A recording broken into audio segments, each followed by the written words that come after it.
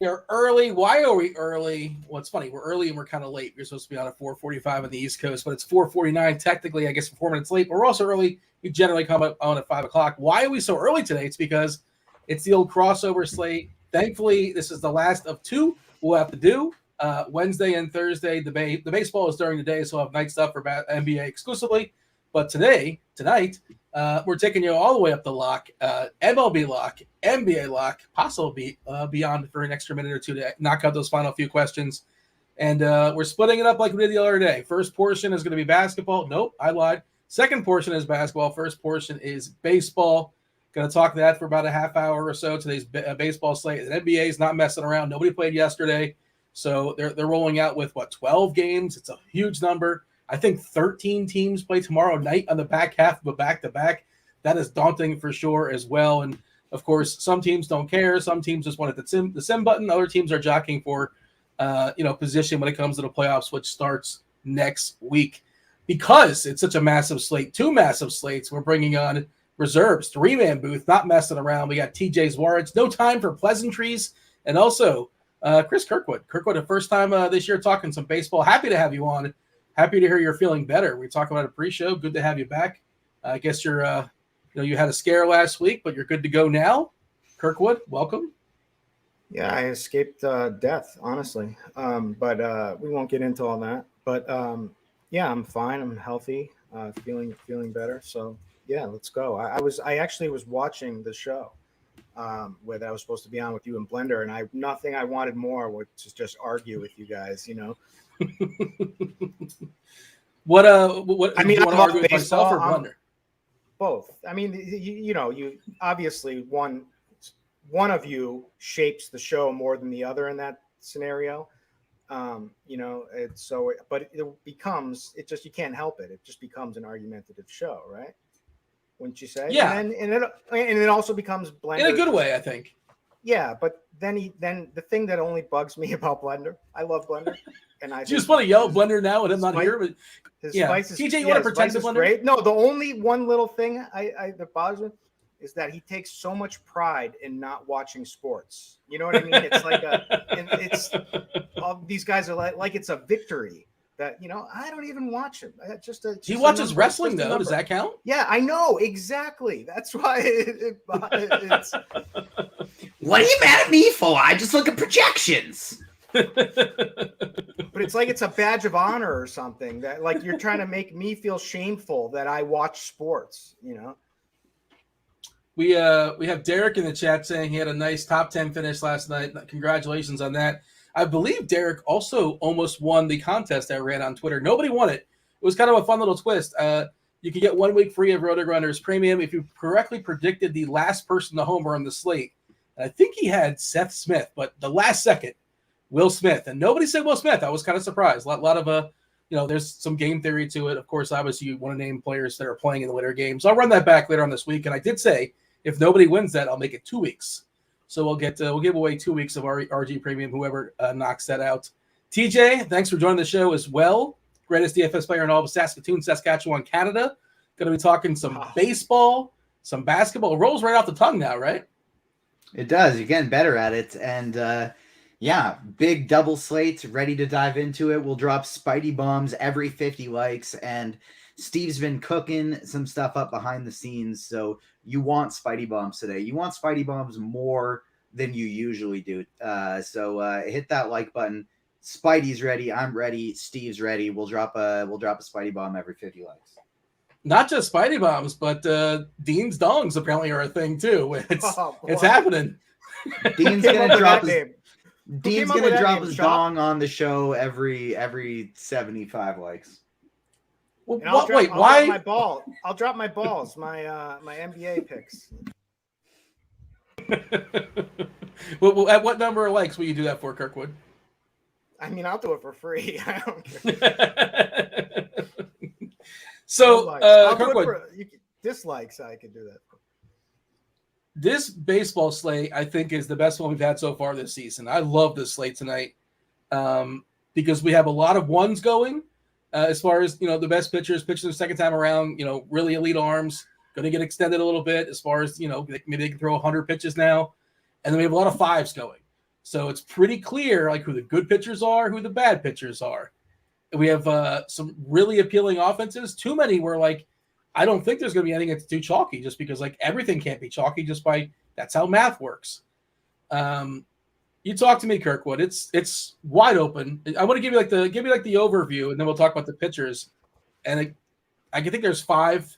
Cheese wrote about 5. I agree with Cheese. Whatever order we want to put them in, we can talk about that. But those are like the main 5. There's a couple guys you can go off the reservation if you want to. But yeah, give me the screenshot here, Kirkwood, because I think you agree with me. Do you like this slate? I think it's an awesome slate. Yeah, it's a good slate. It's a nice slate. We've got top end pitching. We've got some lower end guys too. Always, I just want to preface all this show too and just say that I am filling in for someone today. So my level of research is not as high as it normally is, but that's more for basketball. Baseball, so why would I want your balls? What? Yeah, why would I want your balls? I just wanted to whip out those picks, and. But if they're tainted, go ahead, continue.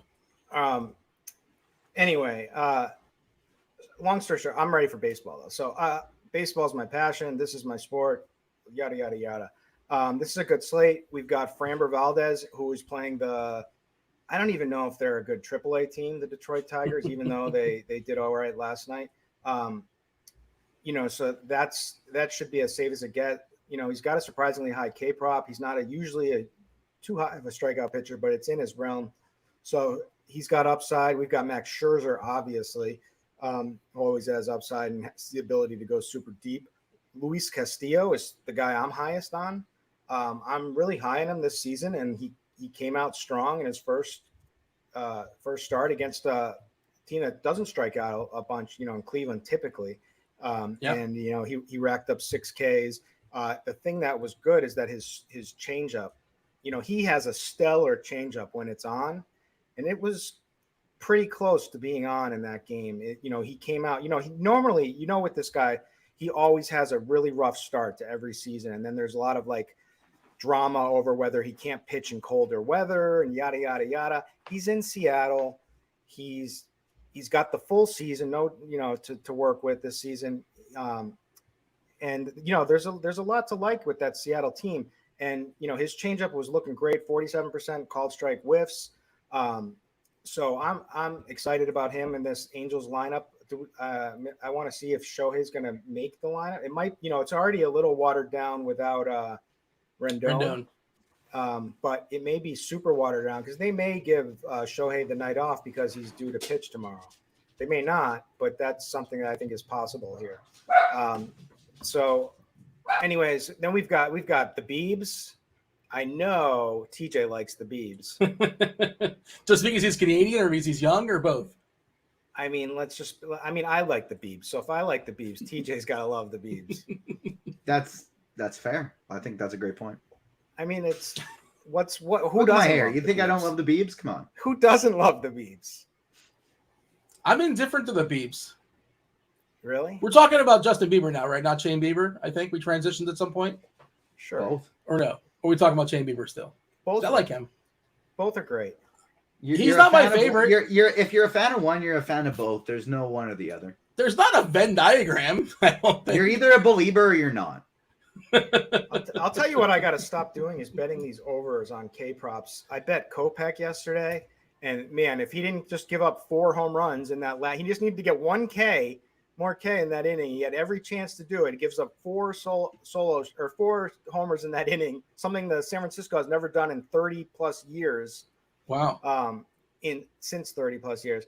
And then our boy Hunter Brown, missed it by 1, had every opportunity. The ump squeezed the heck out of it. It was close. It was a check swing, and there was a 3-2 count. And then it was also the first pitch was a complete strike that he called the ball. It was like, give this kid a break, man. It's, what are you doing? I thought he was going to get called out to strike 3, but then they loaded the bases. I think that was his last pitch. Do that in that spot. It's crazy. Yeah. Yeah. Home team. He bet the under is what I have to assume. Yeah. So did you mention all 5? I don't think you mentioned all 5 as far as the so studs. there's Haney. You going to say Haney? No, I think Haney's right on the outside looking in because he's weird because he got the biggest K rate, right? But also, like, how long is Haney going to go leash wise, right? He's generally a guy that, like, I don't think they let him go like the third time around. History of big time injuries. I think Valdez, Castillo, Urias, Scherzer, and Bieber are ahead of Haney. But I'm fine with Haney. So that's 4. Yeah. So where's your 5th? Bieber, Scherzer, Urias, Castillo. Oh, Urias. So, okay, I didn't hear Urias. So that's the 5th. Yeah. How would you rank those 5? I mean, I ranked them today, but let me double check and see what I ranked them. I'll tell you what I be playing Urias at all. No Urias. 0 Urias. It's not wrong. How many lineups? Might not be right. I'm sorry, you said 100? Yeah. Why? Why 0? I mean, it's a big slate. I gotta set some cuts somewhere, and he is priced up over 10K on DraftKings, and I just don't know if he's got the same type of ceiling as guys like Scherzer, Bieber, Valdez, Castillo, even Heaney, and so I just don't think I have a need to play him against a right-handed heavy Colorado team. All right, fair enough. Doesn't get a lot of walks, pretty good K rate, 24.4%. There is some contact in this Colorado side. The addition of Profar leading off, just 11.5% as far as strikeouts last year versus lefties, and Chris Bryant, the sample that we have, he didn't strike out a lot either. Blackman as well. Even left on left, Blackman was not great as far as hitting the ball, but he would make contact. You do have Crone, a lot of Ks there, of course, a lot of power as well. I hear you. He's in the mix for me. He's probably 5 though, or 4 or 5. Did you have him, Kirk? He's there, but it's not wrong to not have any of them. I mean, there's 2 other options, right? I mean, he's kind of expensive for who he is, and he's a great pitcher. Don't get me wrong, but there's some warts you can pick, and you got Bieber and Scherzer right there, so he's taking a stand. So I like that, TJ. I want to hear the rest of the guys I think that are worth talking about, but TJ, tell me, how would you rank those 5? I would drop what's his face Urias out of it, and I would put Andrew Heaney in the 5th spot, and then I have Max Scherzer and Shane Bieber are kind of tied for 3rd for me. I'm getting about 25% of both of them, 40% Castillo, and about 70% Valdez today. So Valdez is first by a very wide margin, just because I view him as somebody that, like, you're basically just booking in 20 points. Like, he's probably not going to break the slate, but he's not going to break it the wrong way for you either.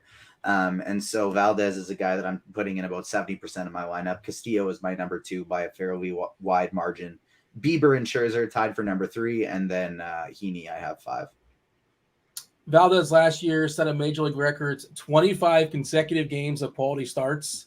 Just insane. Like, you just never see that kind of stuff at this point in baseball in 2023. He did not get a quality start the first game of the year because it was only 5 innings, and Dusty was kind of keeping his guys down a little bit as far as pitch count.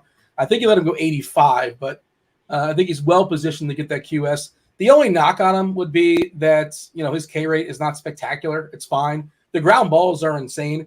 23.5% as far as Ks. It's not elite, but it's perfectly fine. The ground balls last year, I think it was about 70. I'm trying to find it now. 66.5%. For a while, it was almost 70. Biggest ground ball rate on the slate. He does feel like the safest play. All right, I have a question, Dean. Are you looking at Plate IQ? No. Is it a little bit different on Plate IQ?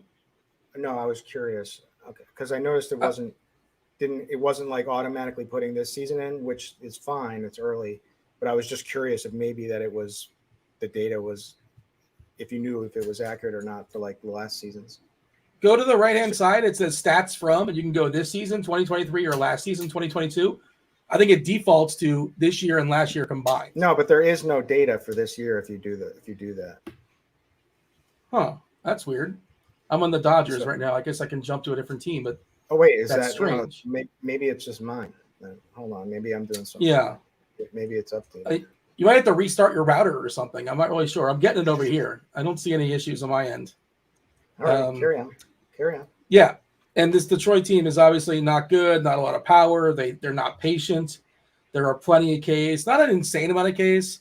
Like Bierling's kind of a contact guy, 19%. I guess that's about his most There's a decent amount of Ks here. The W feels like it's on layaway as well. Straying from those, TJ, as far as pitchers, who else is worth talking about? Kikuchi, if you believe in spring training, have you seen his spring training numbers? They're completely insane. He's really, really good. Of course, Kikuchi last year, big fly ball guy, gave up way too many homers. I think it's over 2 per 9. 2.06 per 9 to be precise. That's the most on this slate. Second most Heaney for what it's worth. Do you have a thought on that? Do you care about that? Like Kikuchi also is going to get picked on by those Royals. I think Royals kind of sputtering out the gate this year, but still plenty of power there. No Vinny Pasquantino in the lineup today. Also no MJ Melendez for what it's worth. So a little bit weakened, that KC lineup. I'm just throwing a name your way, TJ, but anybody else? I don't know how much you have to stray off those 6 guys for what it's worth. Are you, and who are those guys? I'm allowing myself to get to up to 5%. Chad Kuhl, JP Sears, Josh Fleming, Yusei Kikuchi, and Kyle Gibson, just in case they get lucky and put up like a 6-inning game. Like, I'll tell you, with how terrible every single Jays pitcher looks to start this year, I have trouble believing in Kikuchi of all people. But just because they're priced low and they'll allow me to get to some different types of lineups, I'll allow myself to get to like 3 to 5% of each of those guys. I can't believe Chad Kuhl made your list and Julio Urias didn't. Chad Kuhl is horrendous. What are we doing? He is, but he's 5.9. He's 5.9K, and I'll allow him into 3 to 5% lineups in case he fly balls his way into 5 innings pitched. Just take a shot on Dylan Dodd or something like that. Like maybe he's legit good. We all know that jump in here, Kirkwood. I'm not trying to start 2 large slates, and it's not the time to pick a fight about a guy I'm gonna have in $1.50 worth of lineups. I'm just trying to save you from $1.50. I don't care. I'm willing. This time to me is more valuable than that $1.50. All right, Kirkwood, you're probably only making 1 or 2 lineups for baseball. Typically, I think that's what you do. You have a main lineup and that's it. Or you're doing some MMEing. Are you straying off of those other pitchers we talked about? I'm just playing 3. No. I mean, if I have to dig down, I was kind of interested in Fleming. Just because Washington is terrible. I think Chad Kuhl could potentially surprise some people this season, but he also could be who he has always been, which is a guy who cannot get a lefty out for the life of him, gives up a lot of power. I don't know, but or righties too. Check last year's stats. It was both. He did not discriminate. Everybody smashed him. For what it's worth, the Rays are also going to be my second highest owned stack, so that's why I'm putting in 3 to 5% Chad Kuhl in case all those lineups bust. Little hedge. It's a hedge. Cool. Okay. All right. Fair enough. It's a Dean 10%. I think you gotta add It's a Dean 10% right there, but it's 5%. 0%. TJ 5%. That's what we'll call it. I want to get the point across that the people should probably not. Well, if you want to get a pinch, sure.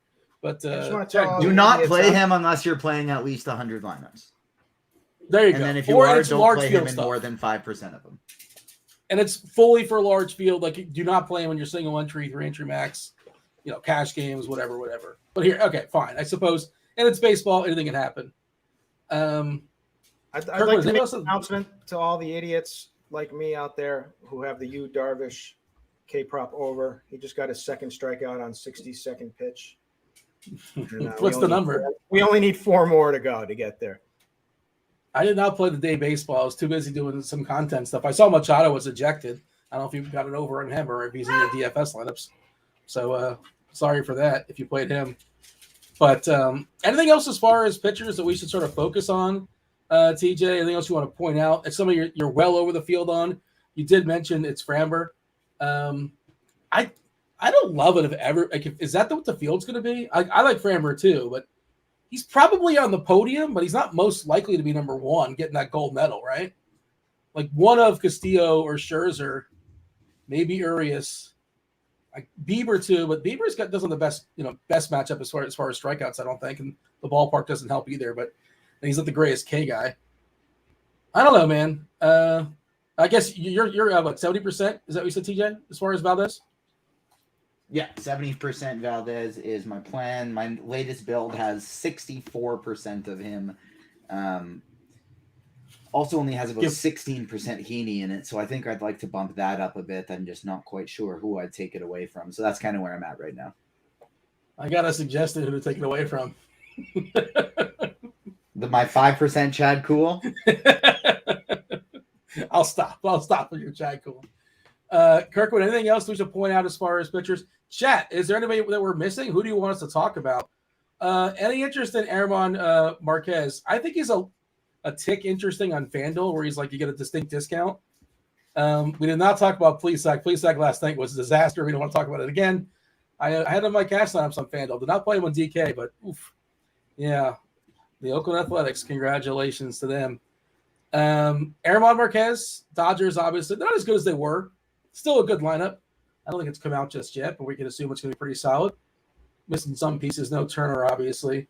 But, yeah, Kirkwood, is German Marquez somewhere you're thinking about? I feel like you're a Marquez guy. I mean, I'm a former Marquez guy. Okay.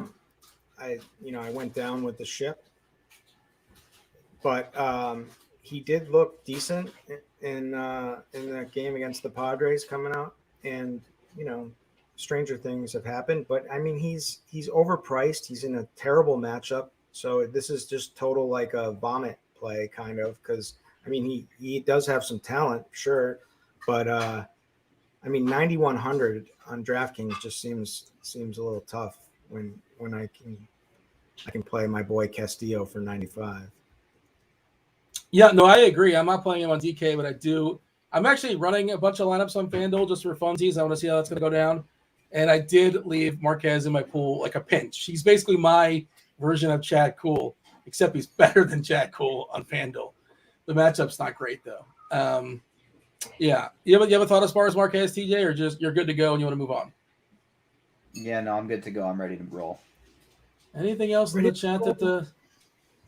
Yeah, Pavetta. What's your thoughts there as far as Let's Pavetta? go. Let's take Pavetta. Why not? It's the Pirates. Is he somebody you're actually? Is he somebody you're considering, Kirkwood? Actually, Pavetta. Yes. Okay. Well, why you holding back? Give me the pitch. I mean, he's not terrible as the pitch. He's got a new curveball, which is one thing, and it looked really good so far in out in spring training. And he's playing the Pirates. He's a guy that's always had talent and underperformed, but he does have big games in him. Obviously, the Red Sox look like any Red Sox game looks from the start of this season to be like a must-stack game. You just stack both sides and you print money because the Red Sox pitchers are terrible, their bullpen stinks, and their bats are humming, right? But this is the Pirates here. So you're telling me that Pavetta isn't capable of throwing a good start out, at least early when he's healthy, against the Pirates at home here in Fenway?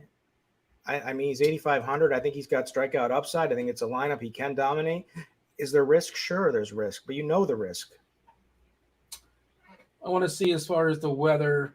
Weather Edge doesn't like it for what it's worth. I know, like that stadium, like you said, it's been fantastic for homers of late. 66 game sample, 50-degree temperature, 8 miles per hour. The wind's blowing in. In that sample of 66 games, the runs are down 17%. And homers are down 32%. So it doesn't look like the best environment today for hitting baseballs. For what it's worth, I'm trying to see if there's anything else popping. I did drop the link in chat, not the Weather Edge, that's premium, but Ross articles as far as the general weather stuff. Trying to see if there's anything else of note. Pretty good weather in St. Louis tonight, wind blowing out as well. I love the Cardinals. Spoiler alert. I don't know if you guys are on board with that. We'll have that conversation in a second. A lot of offenses you can sell me on for sure. San Diego, well, that one's already going on right now. Cincinnati, we don't care. It is green yellow in Kansas City for what it's worth. But, if anything changes, if it gets a little dicey, Roth, of course, will clarify that. Jumping on about an hour or so, he'll give you the most up-to-date update when it comes to precipitation and things of that sort. St. Louis, a few spotty showers. Doesn't look like anything that can stop play. Warm with winds out to left, 15 to 20 mile per hour. And Colorado Dodgers wins left to right, 15 miles per hour. Is there anything we should point out otherwise, TJ, as far as weather? Anything you're focusing on? Do you care about such things today? Is it nothing extreme enough or just kind of ignoring it? Big slate. I'm not super focused on it. I like that St. Louis game with you quite a bit. It's not enough to get me off any games completely, but it's enough to hit that little if you look at lineup HQ and the little like plus like up and down arrow buttons right beside the team totals, it's enough to just give me a little up arrow to make sure I get a few more of those stacks in my tournament lineups. I don't know. What is link? Should I know what link in chat is or link in bio? What is that? Should I know what that is? Does anybody know? That okay, means Boomer. That's where the link that you're trying to go is. It's pretty self-explanatory. It's just did I fall for a trap in chat there? Yeah. Okay. Now that I say it like that, but like, okay, fair enough. We shall move on. Hey, let's talk stacks. Today looks like a really good day for stacks. If you're looking at the expert rankings for stacks, there's a lot of teams mentioned. Interestingly enough, have you taken a peek at this, TJ, by chance? I know myself and Kirkwood, Mr. Tuttle, and Dave Potts. Cheeseisgood, he'll be on later. We all participated in this, and there's it's a board. It's kind of scattered, right? We're all over the place. Who would you guess is the consensus number one offense with the four of us? The Jays. There you go. You didn't even participate, and it's the Blue Jays. Your Blue Jays in Kansas City against Chris Bubich. Yeah. Are they your favorite as well? Was that just a homerism answer? Where are you at as far as the Blue Jays, as far as stacks in general?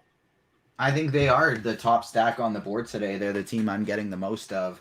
Scarily enough, like I don't love that the team I'm getting the second most of right now is the Kansas City Royals. I think the bat likes them quite a bit today, and I'm a little bit afraid of that. But if I'm getting 10% Kikuchi, then I'm okay with getting a 10% of a Royal stack, I guess, too. I love St. Louis. I love Tampa Bay, Houston, Yankees, Dodgers, and Boston. That's kind of like my tier two. I'm getting some Atlanta, some Philly, and some Pittsburgh. And those are kind of the main sort of, I guess, 11 teams that I'm stacking today on this large slate. Blue Jays are tier one. But then from Philly all the way through KC, those teams that I mentioned, those other 10 teams, I'm getting to a decent amount as well. Yeah, the Cardinals last year, the best team in all of baseball against left-handers by a good bit. If you look at ISO, if you look at WRC+, whatever measurable you were looking at, they were the best team versus lefties. And now they're without, Yadier Molina wasn't helping that out by any means. He was there. Now Wilson Contreras is taking that spot. He's distinctly better. We're adding in Jordan Walker. Obviously he's not a complete project, but he looks the part. He's going to be legit at some point. This Dylan Dodd character is a bit of a prospect for Atlanta for what it's worth, but he wasn't supposed to be here, right? He was called up. He's taking the spot of, what's the dude? Max Fried. Max Fried has like a hammy or something like that. He injured himself, and that's why he's making his MLB debut. And the weather is pretty good in St. Louis. The ballpark plays pretty fair. It's not the best hitter's ballpark, but the weather is good, especially when you compare it to other ballparks around the country today. Kirkwood, Toronto, St. Louis, feel free to expand on that. Your favorite, is that one of your favorites as far as stacks? Do you have somebody off the board, somebody secret door number C? What do you have for me? I do. Well, it's not really secret. My favorite stack, I like Toronto. They project as the best stack today. They have the bat has them with the highest team total. They've got a bunch of guys who can hit homers, and they're in a soft matchup against Bubik. The weather's blowing out, the wind's blowing out to left, which is good for the right-handed heavy bats for the platoon, for pulling the ball. So it's an easy one to notice right off the bat. But they're going to come with a lot of ownership, I'm sure. But ownership is going to kind of be spread out by all these top teams, so I'm not too concerned by it, but a little cognizant of it. So I like them. St. Louis, I like them. I like the matchup for sure. But I love the Yankees. And the Yankees haven't been coming in with as much ownership as I expect. So first of all, Matt Strom is pitching, who's former Red Sox reliever, former Padres reliever, former Padres opener. He's not an opener.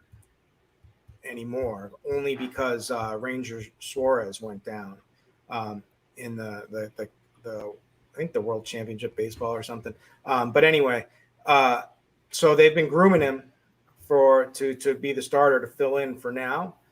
I don't. 65 pitches I saw, by the way. Just a heads up. I don't know if you saw it. Note too. 65 pitches is his projection. Yeah. Go ahead. And then you follow that with the Phillies bullpen, which doesn't project to be very well, and currently has the highest Sierra of any team. The Phillies have been dreadful. The bullpen has been completely exploitable, and so you're putting Stanton, Judge, Glaber, who's been sneaky good to start right now and is running and stealing bases. Everyone is. And well, I've been betting K prop. I've actually been losing on K props too. It's on stolen base props. I'm done with props. Everyone says props is so easy. I'm done with it. That's it. You're out. 2 days. You're done. I like betting on UConn. I like betting on UConn better. That felt nicer the whole time. But anyways, so I mean, I love the Yankees. Monster home run upside. I think the weather's fine. I don't care, whatever. And the Phillies are just terrible right now. So just pile on right now and get them while they're down in the dumps. So their Sierra is 6.02. And you got guys like Stanton. So I looked into like Stanton today, and like a lot of it is like just start. He looks really healthy to start the season.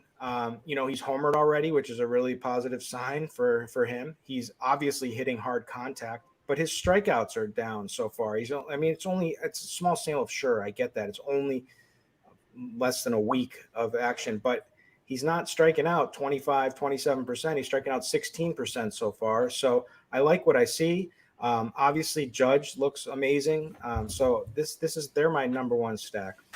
I don't know if I ranked them number one. I probably ranked them number two or three, but if you factor in ownership and everything, Yankees are my favorite stack. You got Toronto 1 for what it's worth. New York second. Yeah, exactly. By the way, for what it's worth, your boy Bobby is in chat. I'm not sure if he's trolling you or not, but he's asking if you have any K props you like tonight. So maybe you think you're due. I'm done. You're not retiring. You're 0 for 1 and that's it? No, I've decided like maybe it's not the best idea to bet K prop overs in these guys' first starts of the season. You know what I mean? Like, let's give it a little bit of time here. This is a lot of some guys' second starts tonight. We're wrapping it back around with the ones. All right, I'm back, man. A little bit more leash for sure. Well, you mentioned the weather in New York. Weather edge, 185 games, basically no difference. 0.1% difference in homers. At 66 degrees, wind blowing a little bit from right field. I figured it'd be a slight hit, but 185 games is a pretty big sample, and it's just pretty neutral. That's what I'm seeing there. Other teams I will throw into the conversation. By the way, if you're tuning in for basketball, we're going to talk basketball in about 10 minutes, right? And then we're going to run it all back. Dave Potts, Cheeseisgood, two-time millionaire, whatever, as far as baseball, is going to give you all his baseball takes. He'll give you his takes as far as favorite player position by position. You got Keith, who's going to give you his favorite basketball plays, taking you all the way up the lock as well. Roth coming in as far as weather. We're doing this crossover slate as best we can. One more on Friday. Tomorrow is day baseball. That's Wednesday day baseball and Thursday day baseball. So the night is clean for basketball exclusively. So 2 shows tomorrow, 1 in the afternoon. I guess 1 at 11, I think. Super, super early. A couple more teams I just want to throw into the conversation. I do like Tampa because I want to pick on Chad Kuhl. And it's not just Chad Kuhl. That Washington bullpen's really bad as well. Tampa, massive ballpark upgrade, jumping from Tampa to Washington. Huge leap. Locked in for 9 innings when you're on the road. And that Washington bullpen's not just bad, but it's almost exclusively right-handed. In Tampa, they like to swap guys in and out and like play the numbers as far as, getting the lefty-righty platoon stuff. The lefty guys have a pretty good chance of sticking around. There's only one arm in that bullpen that throws left-handed for Washington. That's Anthony Banda, and he's worked hard 2 of the last 3 days. So there's a chance. I mean, he might come in, he might not, but it's possible. We get all righties all day long, and Tampa does not have to change any of their players out, at least from a platoon perspective. Did I sell anybody on the Rays? Anybody else want to add to the conversation, TJ, as far as stacks? He's on mute. Oh, well, I see Spider-Man. I don't know if he's getting the character right now or what's going on. Did we hit 50 likes? Did we hit enough likes to throw out the old Spidey bomb? Do you guys? I forgot that I was we still put up another muted poll. and I had the mask on, so I didn't even see it. I have another poll question. I don't have anything to ask for stacks, but I do have things to add for the Spidey bomb because we have reached 50 likes, and so the very first Spidey bomb of the day. It's in honor of cards because Spidey recognizes that I was talking up my Blue Jays and they just got smacked by the Cardinals in the last series here. And so in honor of him, Spidey wants to provide the honor. Here's our beautiful graphic. The RotoGrinders logo on the bomb. We got the Agents of Fandom logo on Spidey's hat. Just absolutely beautiful. Nolan Arenado, the first Spidey bomb of the day. Who's that dude that's the catcher? That's a big villain, right? The guy that's Vincent D'Onofrio played? Yes, that's Kingpin. There you go. I couldn't think of his name, but I knew the actor for some reason. Okay. Yeah, there you go. Oh, nicely done. Is that the work of producer Steve? That is the work of producer Steve. And then I got a couple of my colleagues over at Agents of Fandom to mix in that little logo on the hat there. Oh, there you go. Nice crossover. Nicely done for sure. I will give out Dean's Dongs at like 75 or so. I got a couple on layaway. I like the Cardinals as well, too, for sure. I was asking about the Rays. Anybody else is on the Rays?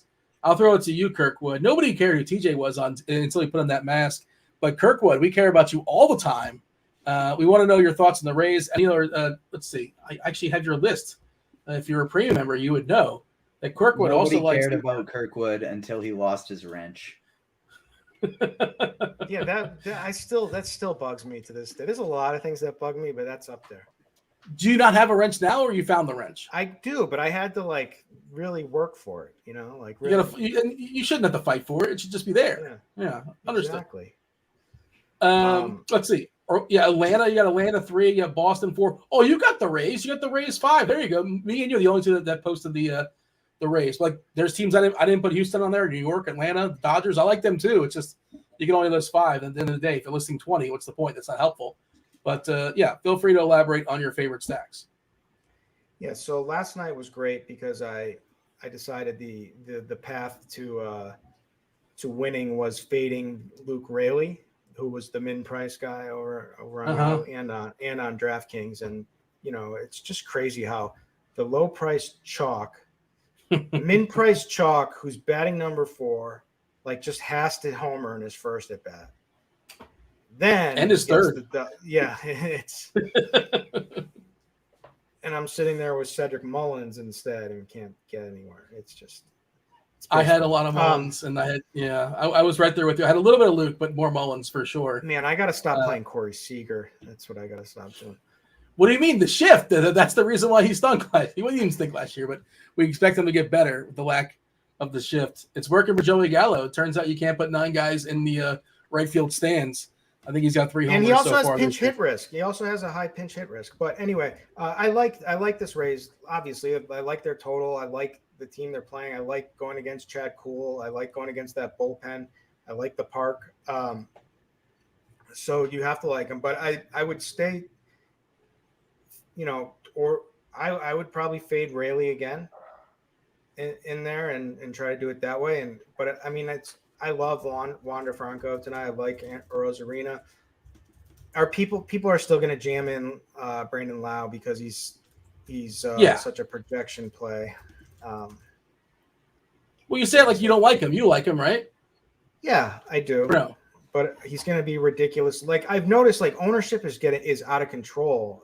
Like based on projection stuff this year. Like I've noticed it's been much heavier. It's always like that early in the season, especially people that are crossing over from basketball to baseball. And they don't really understand the concept of like baseball chalk is not nearly the same thing as basketball chalk. It fails so much more, right? It's much more fragile. I think that's my read on it, at least. I think as the season goes on, that gets less and less. But right out the gate, I think that's what's going on as far as ownership. Yep. But when we get to 75 likes, let me know, TJ, because I have the dongs to give out to the people. I don't know if that's what they want, or if they want it, they're available. Play Josh Lowe instead of Luke Raley tonight. We got 300 people watching. Dean will give out a dong at 75 likes. I got another Spidey bomb at 100 likes, but I think it's time to swap over to NBA here since the crunch time crew is coming in 30 minutes. Yeah. Oh man, I've just been like not wanting to talk about this NBA slate. It's so overwhelming. So much going on as far as NBA. It's gonna be weird. We're gonna jump back and give the dongs out, but we'll do that. Yeah, for sure. And again, if you want more baseball, stick around. Day Pot Cheeseisgood. It's coming in at around 6:05, 6:10. You got Roth with any sort of weather issues. And again, there's only 2 more of these crossover shows today, including today. That last one would be on Friday. Otherwise, we'll have exclusive sports to the show. TJ, do you want to like dare and take the screenshot as far as this basketball slate? Trae Young has been ruled out. That's kind of a big one. Jokic's not officially ruled out. He's currently questionable. I think he's highly questionable. Where they're at in the standings and just coach speak, it seems like a very good chance he sits today. Seems like a really good chance he might sit the rest of the season. Your Raptors have a couple guys up in the air. OG Anunoby and Gary Trent are both questionable. The Hornets are a disaster. Washington's not just without like their top 3 guys, they're without their top 4 or 5 guys because now no Denny Avdia. It's a big old mess in Washington, and we're talking about their guards especially are kind of popping. There's so much more. Oh, Chris Middleton is out. Javon Carter got a midday downgrade. Probably for Washington, it's Beal, Kuzma, Porzingis, the big 3, no Monty Morris, and no Denny Avdia. Basically, their entire starting lineup. I guess that will be their starting lineup. So I guess Kispert is somebody that's going to be in your pool to some degree. Goodwin, guys like that. Cat is questionable. His game was questionable last time out. He was horrendous last game where they were 20-point favorites, and they lost to the fully tanking Portland Blazers. What an absolute disaster. I believe it's the front half of back-to-back for Boston. They do have Jaylen Brown questionable. This is the only game on national TV. If you want to sell yourself, you want to tell yourself a story, maybe this is the game that Joel Embiid solidifies his MVP, and it's right there for the taking with, we're assuming that Jokic kind of sputtering to the end. So it could be Embiid's if he wants it. Did I say Trae Young is out? I'm going to yield to you, TJ. There's so much going on. Something that you want to elaborate as far as I've said, by all means. What did I miss? Lots of news in the association these last couple days of the season. Javon Carter has since been ruled out. I will take on the heavy task of kind of giving the slate overview, but I can't yet, Dean. You can't yield yet. The light is green. You got to keep going because we are at 75 likes, and it's time for Dean's Dong. No, it's plural. I know. Wait a minute. He wouldn't. The mustache. Oh yeah, I forgot that face. That was so gross. That's what Grant wanted for his wedding. He wanted me to wear a terrible mustache to his wedding, and I appeased him. I gave him like some money too. Like that wouldn't be the gift. That'd be a horrible gift. But most people probably didn't realize it was a bit. They just like, who's this creepy guy at the wedding? As far as the dongs, Jordan Walker is going to hit his first career home run in the major leagues. That's going to happen. That's going down. Let's see. I got 2 more for you. You said Arenado. I'll say Goldie. Kind of give you a chalk one. And then, Brandon Lau. That name again is Brandon Lau. I was trying to do a Mr. Plow thing, but I butchered it. Brandon Lau, that's his name. That name again is Brandon Lau. Go ahead. Feel free to take over as far as basketball, TJ. 19 likes away from Spidey Bomb number 2, but until then, let's talk some NBA. Yeah, Washington right at 7 o'clock, right at lock here, is definitely one of the most interesting teams on the slate because all the people that got ruled out, like you mentioned, and then in addition to that, DeLon Wright, who is going to be one of the chalkier players on the slate, he got downgraded to questionable here recently as well. I did not see that. And so if DeLon Wright happens to be out, like these guys are bare when it comes to minutes. Kispert is going to get a lot of minutes and a lot of usage. Jordan Goodwin is somebody that I would probably play in 100% of my lineups no matter what. Johnny Davis is going to play a ton.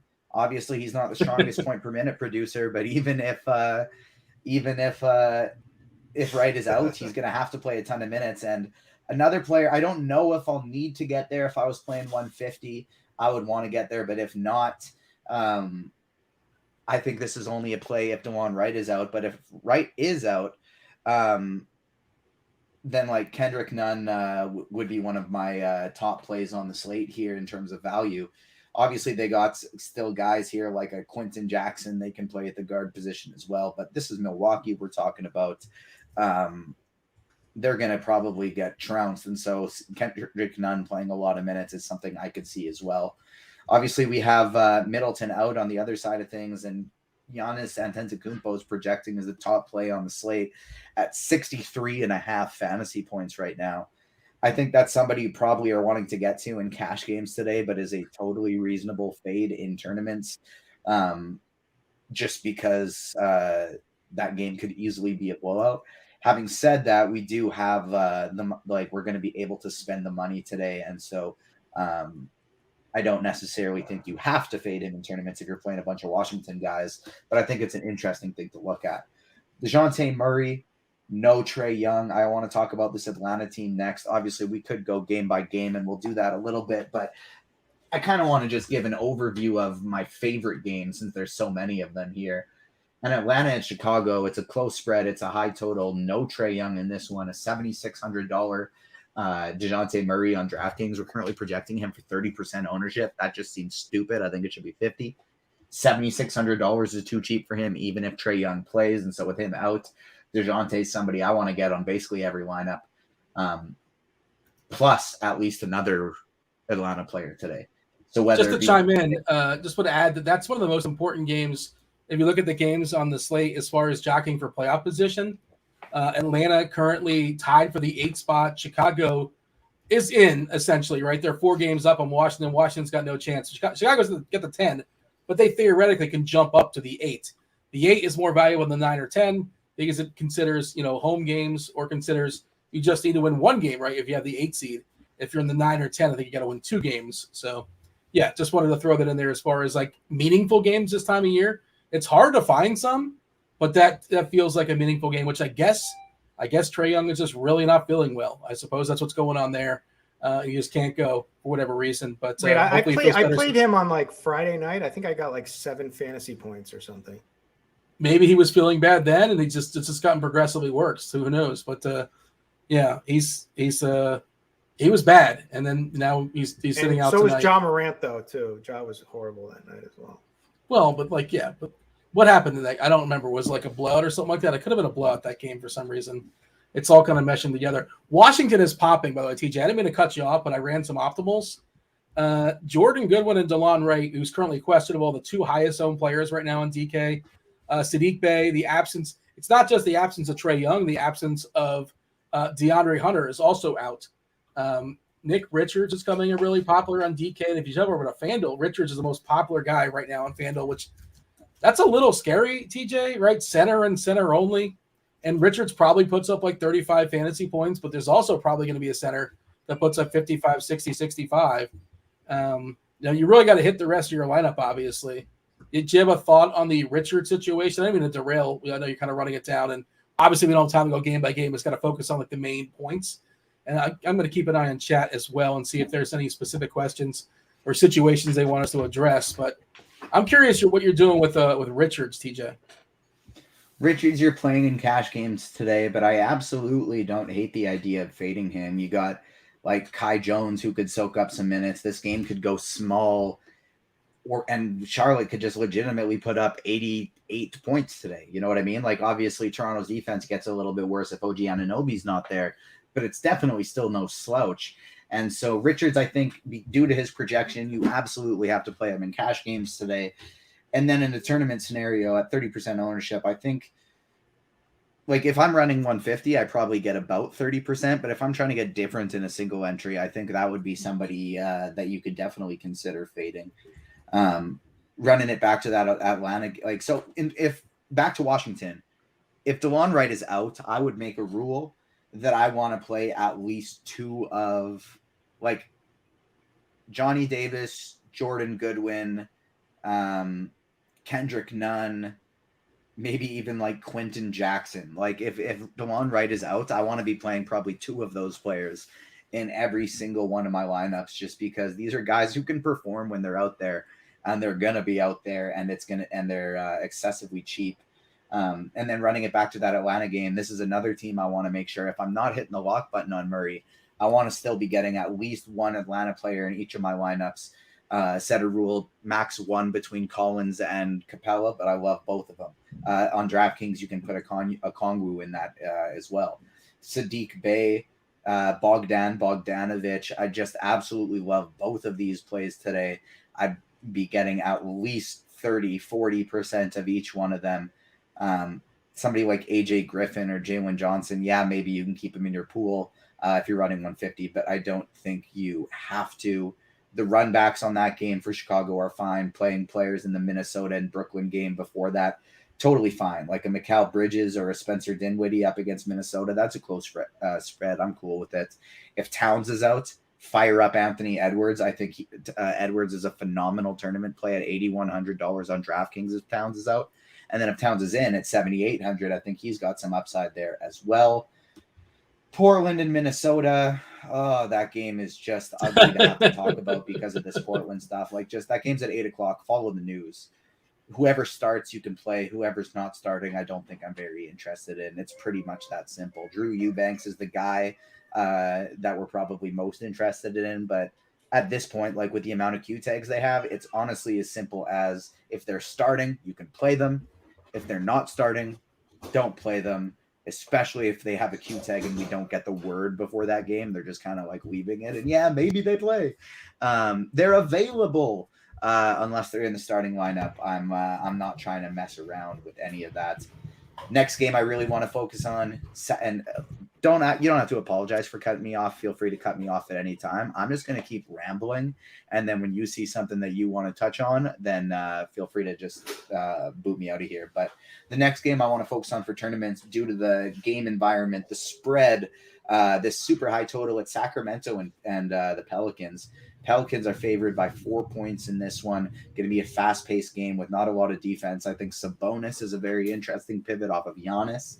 De'Aaron Fox is $7,700 at on DraftKings. I think that's a very good tournament pivot, either off of DeJounte Murray or, my preference, pairing him and playing both of those guys. I love that as a little mini stack, running it back with McCollum on the other side, Ingram on the other side. Even Jonas Valanciunas, I think, has a really big upside here. So that's a stat. That's like a little mini game stack that I'm looking at playing today. And then if Jokic is out, obviously we love Jamal Murray. I think it's worthwhile to potentially set a rule today in lineup HQ on DraftKings that, like, I want 100% of my utility positions today to be point guards. Like, realistically, you probably want to play 3 point guards in almost all of your lineups today because the value we have at that position is insane with guys like Wright and the rest of and Goodwin, etc., and the rest of the Washington guys if Wright is ruled out. But when you look at plays like Jamal Murray, DeJounte Murray, CJ McCollum, SGA. Also all these SGA, all these good guards you want to play, I might set a rule that just like I want all of my utilities to come from a point guard. And how do you handle, like, the Suns are 20-point favorites against the Spurs? How do you handle guys like Booker and Paul and Durant? Like, you expect they're going to fully smash in the first half, but maybe they smash too much. Maybe they don't get a fourth quarter. What's the plan of attack there? Because, it's one of those things, like, it's basketball. You never really know. We did see the Blazers beat Minnesota despite being 20-point dogs. I guess it's possible. San Antonio just the other day played a super competitive overtime game. They beat a team the other day. Yes. Like, in theory, it's possible. Regarding Phoenix, like, Durant would be my favorite one to take a shot on, followed by Chris Paul with Devin Booker last, just because Durant's priced below 9K. Like, he could play 24 minutes and have 50 fantasy points. And so Durant would be my favorite one to take a shot on there. Chris Paul at 7-3, I think is fine. It's just, like, we have so many point guards we want to play today. I don't know if he's going to be the guy that I want to roll with, just assuming he probably, like, oh, yeah, he had 5 points, 5 rebounds, and 10 assists. That doesn't do it for me on this slate. And your 5X is not what you're looking for like the 5K guys. That's pretty worthless today. Yeah, exactly. And then on the San Antonio side of things, because of the amount of players they have out, I think somebody like a Graham or a Tyus or a Mamu, you can take shots on. Just limit yourself to one spur per lineup, because one of these guys will probably have a good game, but we don't know which one it's going to be. OKC and Golden State is the last game I want to talk about in depth. But before we get that one, Boston and Houston is a super interesting game. Boston and Philadelphia is a super interesting game for tournaments. 2.5-point spread. This is going to be a great game to watch. Obviously, Jaylen Brown is questionable. If he plays, I think he's a great tournament play. Jason Tatum, if Jaylen Brown is out, I think is a wildly strong tournament play. And I don't think many people are going to be able to make that pivot today. And then Embiid on the other side is obviously always strong as well. I see Tuttle's got James Harden tagged in lineup HQ as a tournament play. Not for me on this slate where we have so many point guards, but it's like he said in his tag, that's a high upside play that nobody's going to be on today. Utah and the Lakers.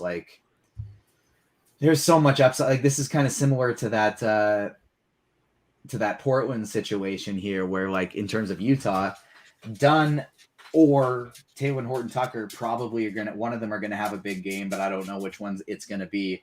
Kelly Olynyk, Agbaji, Colin Sexton is back, and so maybe that'll take away from Horton-Tucker and Chris Dunn.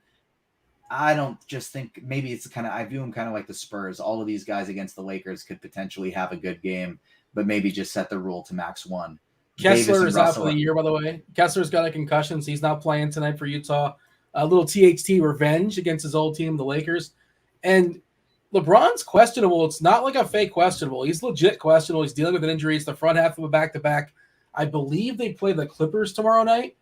Right now, the Lakers are one game out of the 6. They're currently in the 7. To get in the 6 is very, very important. It's a huge benefit to jump out of the play-in nonsense. And Clippers are one game ahead of them at the 5. Clippers and Golden State both 41 wins. Lakers at 40. They're going to want LeBron full strength tomorrow night. If they're prioritizing games, or if they just think they can beat whatever's left of the Utah Jazz tonight without LeBron, maybe they rest him. Don't be shocked. What time is that game? 9 o'clock on the East Coast. If he's rested, and also Russell's questionable too, this could be a ceiling Anthony Davis game. Dennis Schroeder or something like that can kind of get elevated. Maybe Austin Reeves. But there's been a lot of questionable LeBron stuff over the years. This feels a little bit more real than the other ones. I'm not saying he's not going to play, but I'm saying there's 20% chance he doesn't play. Just be aware of that. AD probably goes ham anyway, regardless, either way. You don't think Azubuike's going to be able to cover? Playing. Yes. Yeah, so that's what I was going to get to. This Utah team, I kind of view it as they're going to have all of their players play 22 to 26 minutes. And outside of Kelly Olynyk, maybe Horton-Tucker or Agbaji, but probably just Olynyk, I can't see many guys I want to get to. The Lakers, I love Anthony Davis as a tournament play regardless. I don't know if they're good enough to completely blow this team out. And so I love Anthony Davis regardless. If LeBron's out, AD is my favorite spend up on the slate. And then obviously you have D'Angelo Russell questionable, potentially opening up. Dennis Schroeder is a great play. Austin Reeves is a great play. Malik Beasley is somebody that you can use as some value. So definitely keep an eye on that LeBron news. And I think somebody like Anthony Davis, it's like Kirk D said, you can put him in your lineup regardless. He becomes a phenomenal play if LeBron's out, but he's still a pretty darn good play even if he's in.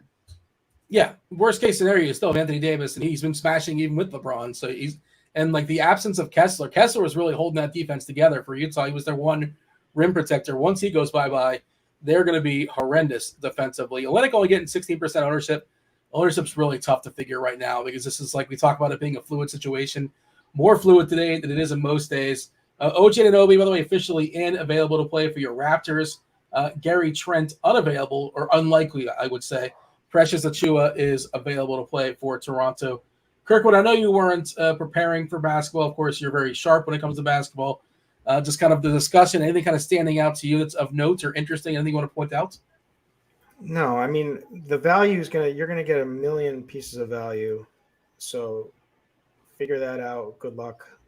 But hone in on the games that you think are going to be competitive and that you can feel really confident with production for your your better plays. I mean, obviously DeJounte Murray is a great play tonight, but like you look at this OKC Golden State Warriors game with a 242 point total, and Yep. ownership doesn't seem to be very high in there. And these teams are both playing for, OKC's hanging on to the last spot there, and Golden State's trying to get everything going for the playoffs, and positioning is important for them.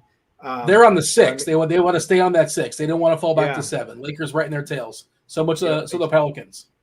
Yeah. So I mean, I like. I mean, low owned Steph Curry.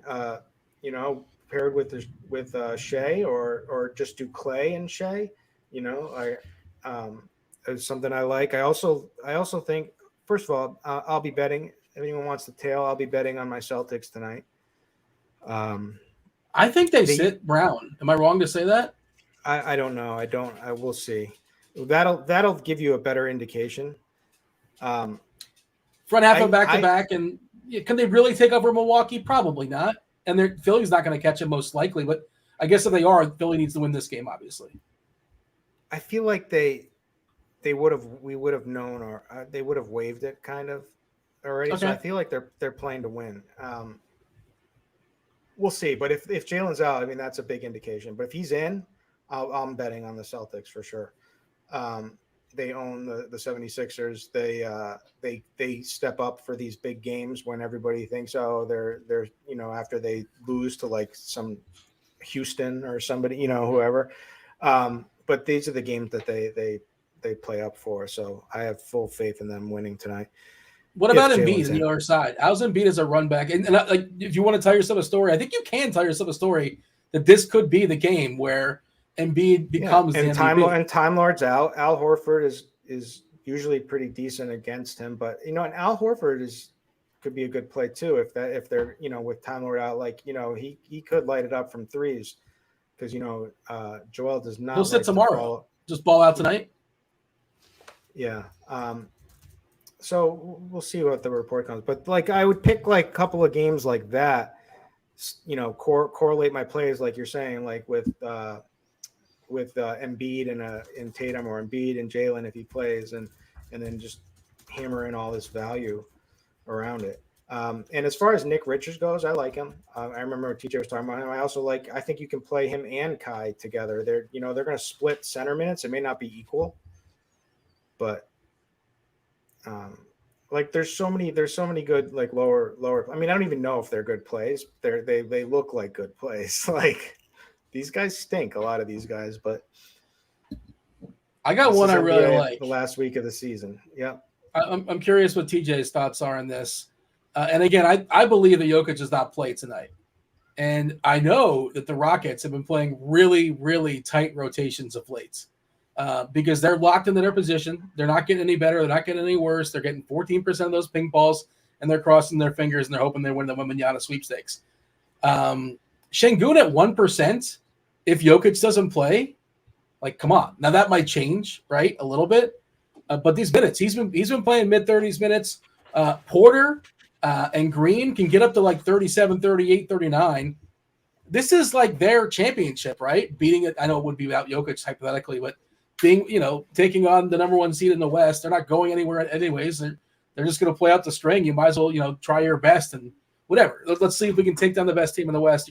Again, I'm telling myself a story, but 1% Şengün seems really silly if Jokic doesn't go. If Jokic goes, you still can do it, but I feel less confident about it because Şengün is handsy and Jokic draws a pile of fouls. Thoughts here, TJ? Did I say you on the Rockets? Are they in your pool in any way for you? Yeah, I think that's a very interesting call, and I don't mind that one bit. Any of the Rockets starters, I think, like that's another team that I probably don't want to play a ton of them together. But any of the Rockets starters individually in a lineup where you have Jamal Murray, I think becomes very interesting. Getting to Kevin Porter Jr., getting to Jalen Green, getting to Şengün. All of these guys, I think, have value, even like Jabari Smith Jr. or KJ Martin. I think it's fine. The one thing I wanted to touch on still is in that OKC Golden State Warrior game, I love the idea in tournaments. Like, obviously, SGA and Curry are great tournament plays like we've already talked about. But I think one of my favorite things to do is this whole game's coming in under-owned. You can play the chalky good plays like DeJounte Murray, like Jamal Murray, if Jokic is out, that are just real strong plays for their prices due to injuries. And then get different and get exposure to this game with Jalen Williams and Klay Thompson. Jalen Williams at $7,200 at power forward. That's one of my favorite tournament plays on the slate. And then running it back with somebody like Klay on the other side is something I really like to do as well. You like Giddey? Giddey's fine, but I like Jalen Williams better. Yeah. And also, like you said, positionality matters because what you're talking about is you like a bunch of point guards and the roster SGA and Steph in the same lineup. Not always think of it sucks up a lot of salary, but it also takes away some of your favorite value plays and just favorite plays overall in the slate. But that's also going to lead to, I assume it's going to lead to really low ownership. I just did I ran some more stuff here as far as lineup HQ, 133 lineups.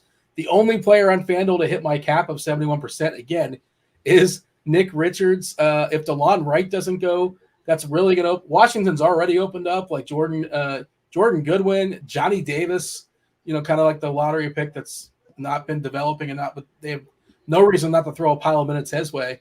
He's hitting a bunch of lineups. JT Thor is hitting lineups on Fanduel because, Charlotte doesn't have a lot of players these days. I don't feel great about that one. How do you feel about the Charlotte situation, TJ? You like chalky JT Thor, at least on Fanduel? I don't think I like that.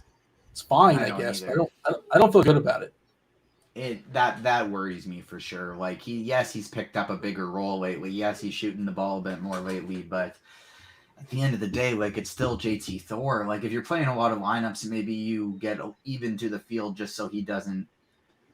No, I'm still out. I would take a stand there and just probably hit the X button. There you go. I don't like messing with Toronto. Oh, go ahead.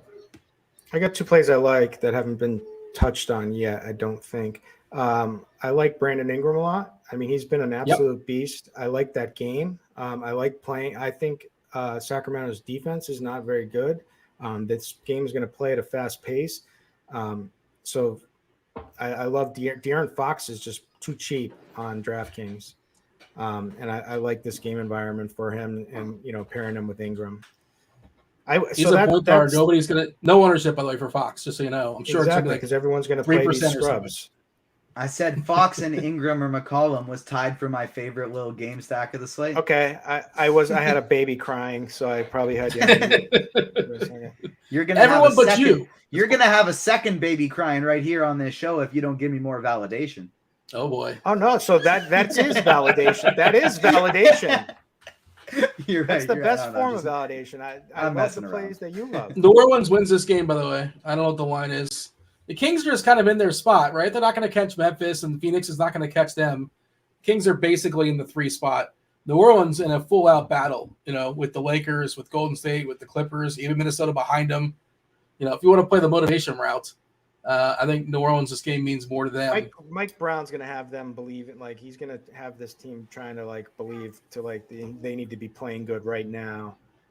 Is he coach of the year? I haven't looked at the odds. I feel like he's got to be one of the. I think he is. I think he is. Yeah, I feel like he makes a lot of sense. I don't know who else it would be. I think they're the ultimate frauds, though. I think they'll see a nice early exit.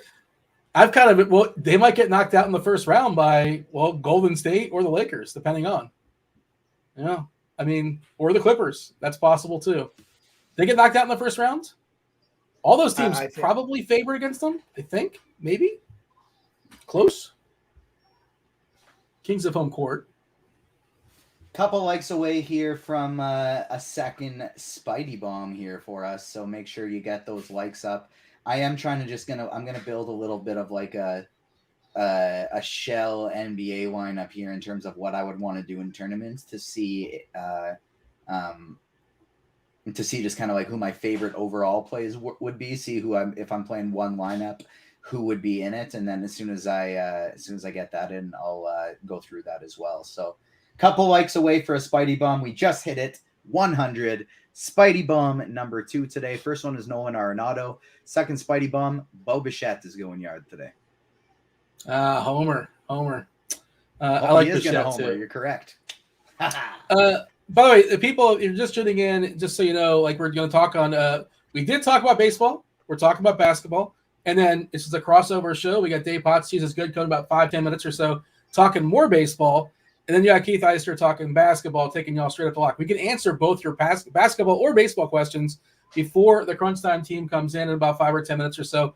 Feel free to fire those off in chat. Happy to ask those on your behalf. Let's see. Nets, Timberwolves. Keelan's asking about the Nets, Timberwolves. We're kind of ignoring that game. I know you mentioned, TJ, you talked about Edwards. If Cat doesn't go, you like him a little bit more. Like 7-8 for Cat seems a little bit cheap. Super disappointing last time out. And the Brooklyn side, it's like, how high can they make Bridges' price? Because he's been outrageous. Now, this is one that we've been on talking about for like a month plus now, ever since he's shown up, and been the guy here in Brooklyn. But now, life really comes at you fast as far as Bridges.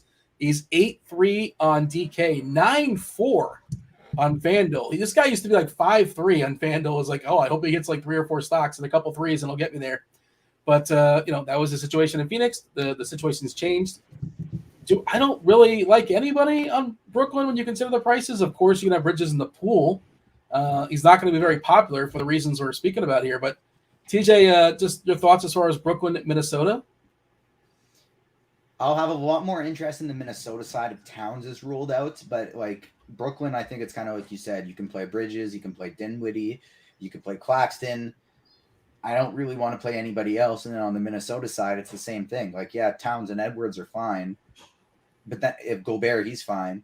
But then if Towns happens to get ruled out, then I become very interested in Anthony Edwards. Dean Wade drawing the start there for Cleveland. Cleveland really big tonight with Wade, Mobley, and Allen. We didn't acknowledge the existence of this game, Cleveland and Orlando. I don't think we did. If we did, it was in passing. Is there much to say here? TJ, as far as Cleveland and Orlando, like basketball will be played. There's some routes, sure, but nothing that's feels like a priority to me. Basketball will be played and defense will be played. I don't think there's a single player in this game that I want to get to. Maybe like if you land on Banchero or Franz Wagner or Wendell Carter Jr. as a last piece, sure. If you land on Donovan Mitchell or Darius Garland as a last piece, sure. I think the spots that I'd be most interested in this game would be a $7,500 Garland or a $6,700 Jared Allen. By the way, Mike Brown is minus 1,600 to win Coach of the Year, so probably all the value in that bet is gone. Missoula for Boston second, Mike Malone third, Budenhauser fourth, but all these guys are real long shots. Dagenhall for OKC, I thought he might be on the board. He was fifth. So, yeah, it's Mike Brown's award. Congratulations to him. Ohtani is playing baseball tonight, by the way. I know you speculated that earlier, Kirkwood. Ward, Trout, Ohtani, Renfro, Lamb, Drury, Rengifo. How do you pronounce that? Dice? There's no Ohapi? Oh, that's a bummer. I like Ohapi. Actually, that's better for Castillo. Tice? Is that Dice or Tice? Either way, it's not Ohapi catching tonight for the Angels. Fletcher rounding out that lineup. Javon wants to know about Kendrick Nunn. You kind of talked about him before, and there's, for good reason, there's 2 question marks behind him. I'm not sure if that's like on purpose or not, but it's like Kendrick Nunn? Question mark? That is only if we have one more injury, right? As far as Washington, is that what you're talking about, TJ? If you're running 150 lineups, I think Kendrick Nunn's in your pool regardless. But then if you are, if DeLon Wright is out, he kind of becomes like one of the better values on the slate. I talked about players that I'd be building my tournament core around today. DeJounte Murray would be the number 1 player for me, followed by I love the idea of a little De'Aaron Fox and then choosing one of Ingram or McCollum and Jalen Williams and running it back with one Golden State player as well, either Klay Thompson, Draymond Green, even one of the value pieces, like somebody like a DiVincenzo, I think is even okay. We're currently projecting DeLon Wright to play 32 minutes. Again, they're without their top 5 players right now in Washington. That's Beal, that's Kuzma, that's Porzingis, that's Avdia, and Monte Morris are all not playing basketball for Washington. This would be basically like their 6th best player, depending on. Goodwin only getting 24 minutes. I assume he would get a nice bump. We're only giving Nunn 13 right now.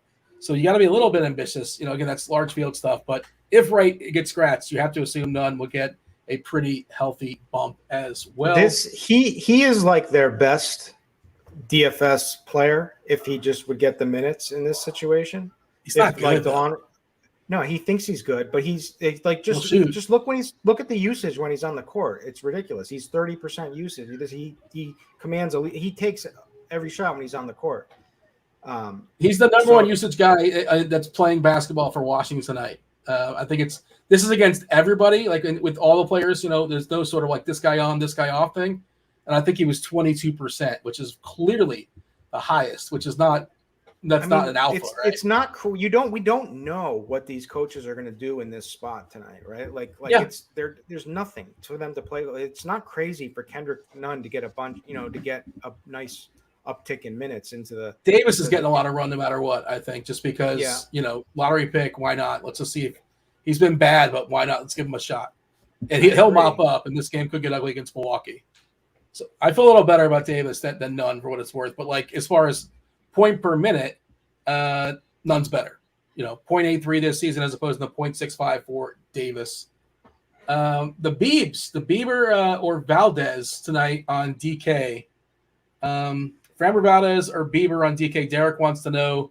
I will ask you, Kirkwood. Bieber or Valdez? Valdez is the better play. It's just whether you're talking about ownership. Ownership. If you're looking for GPP, Bieber. Taylor says play the over on Kispert threes. I wonder what that line is because he will be chucking for sure. Let's see. You go to scores and odds, and you go to props, and you go to 3-pointers, and you type the name in, and you get the best book. It'll give you all the options, and line chopping. Line chopping is a big deal. Kirkwood's learning that now in Massachusetts. Let's see. The best line we're looking at. It looks like PointsBet over 3.5 minus 115. So you don't want to get it at. It's minus 130 at MGM. So you don't want to mess with that. So if you like the over, think he's going to 4, bet it at PointsBet. Minus 120 at FanDuel. PointsBet is not available to you. Do I hear the crunch time lurking? No, I just hear like a child and dogs and kittens and cats. I feel like that's been a constant stream on this show, but that's just how it goes. We appreciate you jumping on, Kirkwood. Thanks for there's another child. I see another child at least. What's up, Roth? Wait, hold on. Just help me. Just help. Life is good. Hey guys. Hi. Roth and I feel similarly today. You have a child as well, Keith? No child. I have a 13-game NBA slate. Oh, yeah. It's his baby. Yeah, absolutely. Yeah. I am excited to get Cheese's takes on that. Look at that. Look at that cute baby. Yeah, you don't even have to worry about the NBA slate, Keith. Look at that cute baby. My goodness. Look at we got a little Brady Bunch thing happening here. Can't wait for the RG daycare plan to come through. I need it, man. We got bobbleheads. We got mini. Can we screenshot this here? This is going to be a great picture. Yeah. I don't even have anything with it. You want me to get a dog too? I could get it. We could all get dogs too. I've got 3 dogs. I gotta get on to. I know you want to work, Charlie, but Dad has got to work, so I need you to go with Mama. Okay. What are the names of your dogs, Dave? Well, Milton. Everyone knows Milton. He's the old man with the clothes. Lacey and Dude. All right. Is there an origin story for Dude? I mean, if you met him, you'd know. You'd be like, "What's up with that dude?" What is it? What kind of brand is that? I don't breed. I guess is the word I was looking for. They're all little poodles. Oh, okay. You're that's your preference. That's your go-to. They're easier to take care of, I suppose. Right? Hypoallergenic, as they say. See, TJ has ones that he has to wear a mask around, so you get hypoallergenic ones. You don't have to worry about that. He's Spider-Man now. I'm very much looking forward to. I love basketball, and I said this the other day. I'm very much looking forward to we can just focus on baseball or focus on basketball, focus on the basketball playoffs. And it sounds like Keith, you sound like you're we love our job, we love what we're doing, but looking forward to Sunday. Sunday. This last week in particular, it gets really tough when we have the new shiny toy of baseball started up and getting into full swing, and we're still dealing with the shenanigans that the last week of the NBA season brings for sure. Speaking of shenanigans, DSJ officially ruled out, as is Mark Williams officially ruled out for Charlotte. So there you go. Have fun with that. Anything else, TJ? Anything else, Kirkwood, for the road before we step aside and make way for the Crunch Time crew? No, let's get out of here and let these guys do their thing. They got a lot to talk about. Final words. Jeffrey in chat just said talked about the Yankees very low, and I just wanted to reiterate they're in my number one stack tonight. So let's. I'm on board. Let's go. All right, there goes. I'll see your Yankees and I'll raise you the Cardinals. Hopefully, we'll see. Stay tuned. Like them all though, for sure. Awesome baseball slate. Cannot wait to hear what Cheese has to say about it. We got Dave Potts. We got Keith. We have Roth. We have the FanDuel sponsor Crunch Time. It's starting now. Go for it, Roth. Let's do it. Good stuff, Dean. Appreciate it as always, and thank you for stalling so I could appease the children and get them out of here. Welcome to it, ladies and gentlemen. This is indeed Crunch Time. It is sponsored by FanDuel, and it is the magical show where we talk two sports with two of the sharpest hosts in the biz. I think we're talking two sports. Ice, you're my basketball guy, right? We don't have to talk two sports if you don't. I think we need to. Because this, look, you nailed it. Not only is this the time where like you've got a new sport going, you got baseball, but also this is literally the worst time to play NBA, right? And it's not like it's 6 or 8 games. We've got 13 games. That's an undertaking like when there's not all these shenanigans going on. Now that it's the last week of seasons, you've got teams signing players to contracts that are going to play the same day. It's wild this time of year in the NBA, but happy to be on the show. Appreciate Cheese's acknowledgement. He sent out a tweet to Mr. Means, the boss, just to make sure that he's aware of what I'm dealing with today. He gave Keith like the worst gig of anyone that you can get at RG, having to do the crossover show with me. I apologize in advance. I'm gonna try to be good because we actually do have so much to cover on both sides. So I'll keep the shenanigans as little as possible, but no promises. Okay, well, Cheese, we're going to start with some baseball. Good to have you. How you feeling about this slate, man? It is wild. It's definitely the craziest slate we've had as far as super great high-end pitching and super great high-end hitting. Every slate we've had up until now has been one or the other. But this is the first one we've got to split up with about half the teams going with back to the top of the rotation and half the teams at the bottom of the rotation. So we are you wish you had all the salary in the world, basically. Okay. I'm going to do a little challenge. I'm going to enter one baseball and one basketball tournament, and we're going to see which of you gentlemen helps me score higher and helps me win more money. I will also make a basketball lineup just to see how that works because I'm all for it. Okay. Are you going to pay attention long enough? Having not one player that I'd heard of before tonight in that lineup. Yes. I think it'll be easy. I think it'll be doable. I'm going to need you to pay attention for Jokic news and LeBron news. I'm not going to do that. Never mind. I'm not. Yeah, I'm never mind about the NBA. I'm just playing baseball now. Cheese, I cannot win a baseball slate like ever. And not only can I not win money, I constantly come like last place. And to be clear, I've only played 5 to 10 times total, but I am trash. Are you doing like one lineup? Yeah, I'm just doing one lineup. If you do one lineup and you've played 5 to 10 times total, you should be losing. Yeah, like really, like you should not even honestly really even try to be winning once every 10 slate. Like that's not how baseball works. Like you want to win once or twice a season if you're playing just here and there like you are. Like you're not doing anything wrong necessarily. I mean, you probably are, but not necessarily based on not having one. Yeah.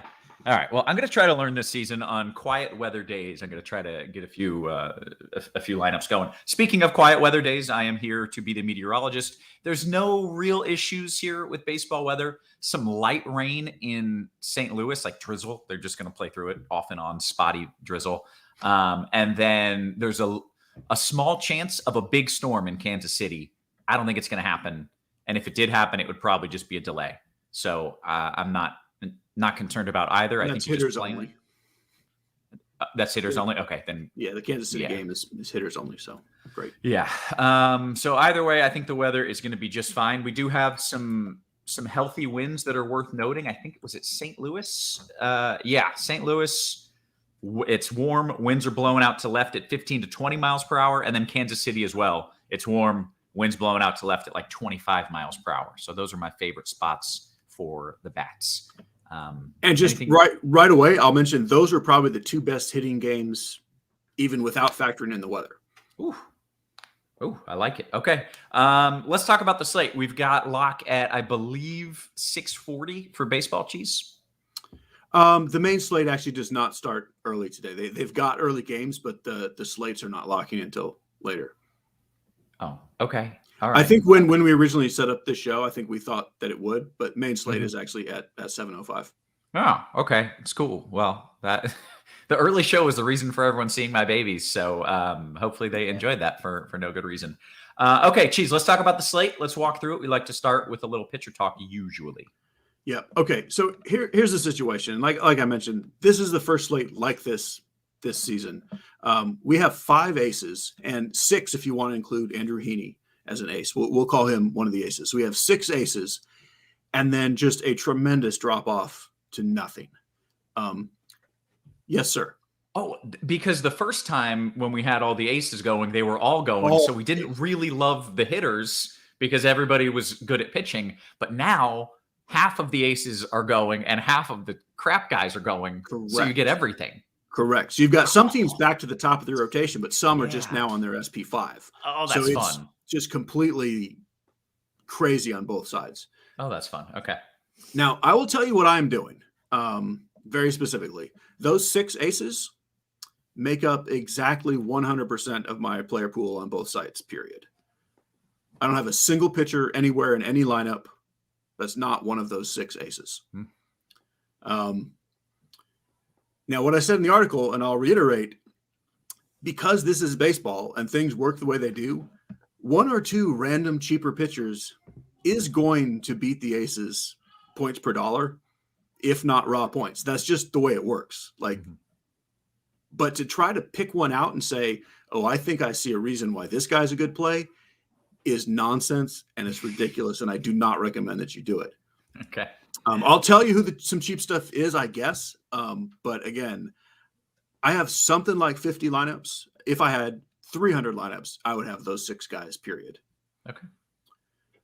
Those 6 guys, by the way, Framber Valdez, Max Scherzer, Louis Castillo, Shane Bieber, Julio Urias, and then a little drop, but Andrew Heaney. Only because we don't really know. This is Heaney's first start of the year. He's the one, maybe ace, that hasn't pitched yet, and he's kind of a questionable innings to begin with. But those 6 are just so far ahead of the field. For me, Valdez is the chalk. I prefer Max Scherzer, and I kind of prefer Louis Castillo because of what I think the ownership gap is. But Valdez is certainly the safest. I have mostly Scherzer, Valdez, and Castillo, and I don't care at all that that's the chalk. It's, like I say, it's such a huge gap. I'm not goofing around with it. Yeah. If you want to goof around with it, don't on FanDuel because you don't need to. That's my real honest recommendation. Just don't. On DraftKings, if you really want to, I could see trying Jose Suarez. Some people are going to play Josh Fleming because he's cheap. He's probably going to throw 4 innings, and he's a very low strikeout pitcher. His strikeout prop is 2.5. Oof. Kevin, that's 2.5 more than mine. Yes, not very many. So again, I just think, I mean, I don't know what we're even trying to do here. Feel free to goof around. Kyle Gibson, you can goof around with. I'm not doing it. That's all I'm going to say about that. That's fair. Okay. Then I think we can talk some hitters, and generally we like to start with the stacks and then go position by position. Yeah, the stacks, I mean, all of them. So I'll say Toronto, Kansas City, and Atlanta, St. Louis, those 2 games where you also like the weather. I like all 4 of those teams a ton. I like the Yankees a ton. I like the Dodgers and the Astros a ton. It's a lot of teams, and I like them a lot, and that's not nearly all of it, but that's the top tier for me. Factoring in salary, which we do need to do with the way I'm playing, you either got to go bottom of the lineup or maybe get like 1 or 2 of the big bats in, but it makes a team like Houston a little less interesting, where you pretty much can't do Bregman, Alvarez, Abreu, Tucker.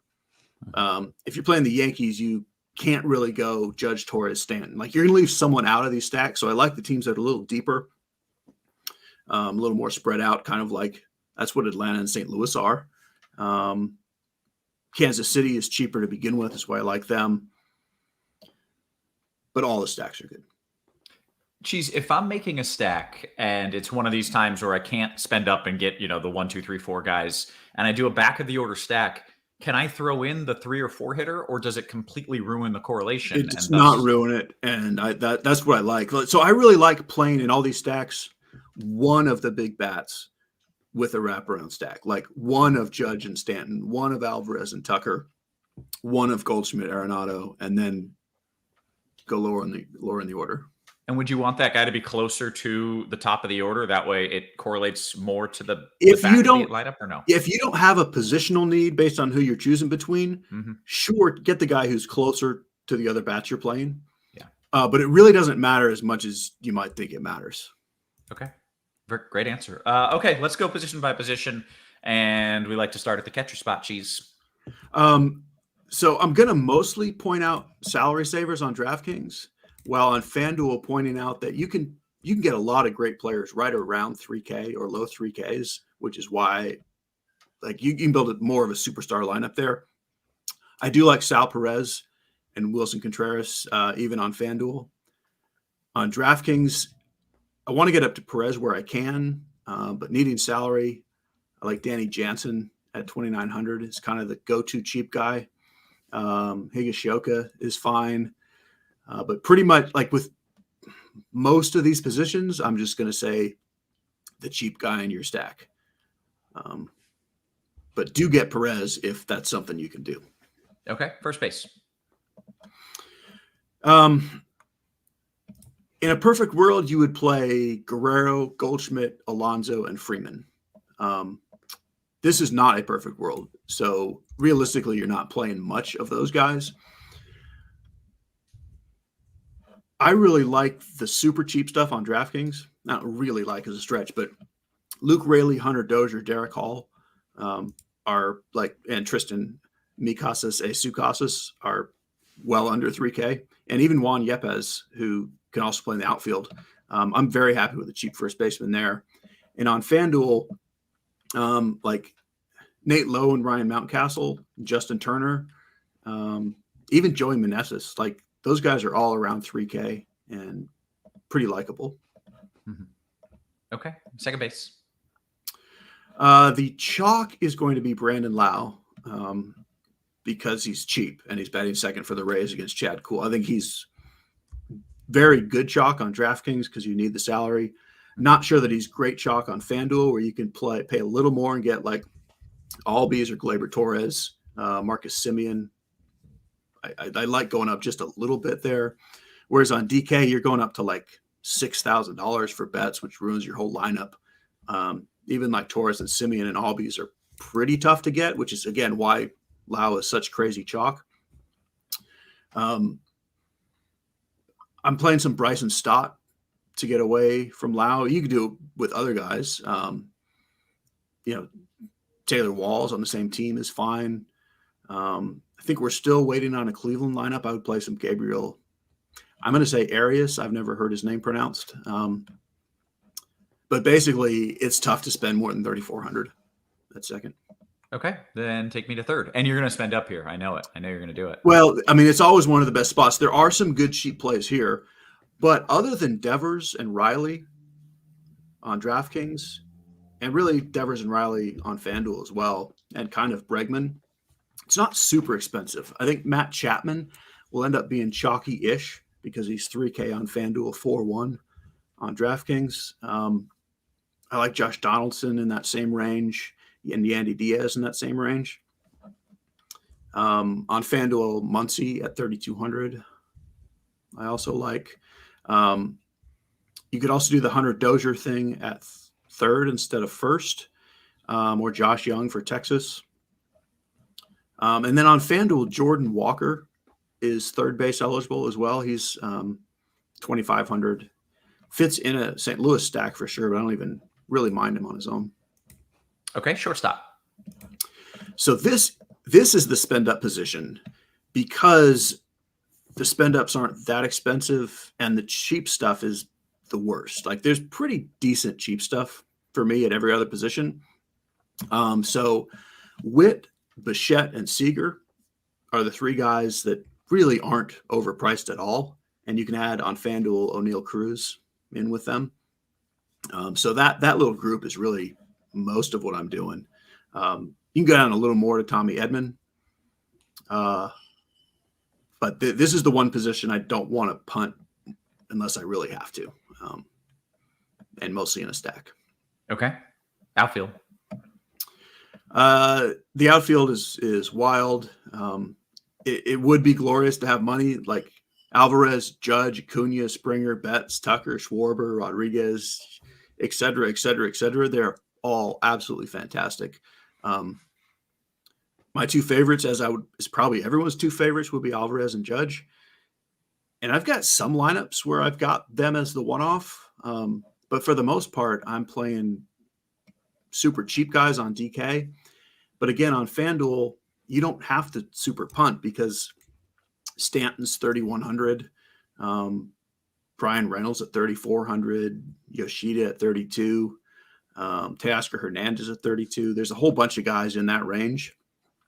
I do think Franmil Reyes is pretty chalky on FanDuel, but when I say chalky, it's such a big slate that I'm not that concerned with anyone's ownership.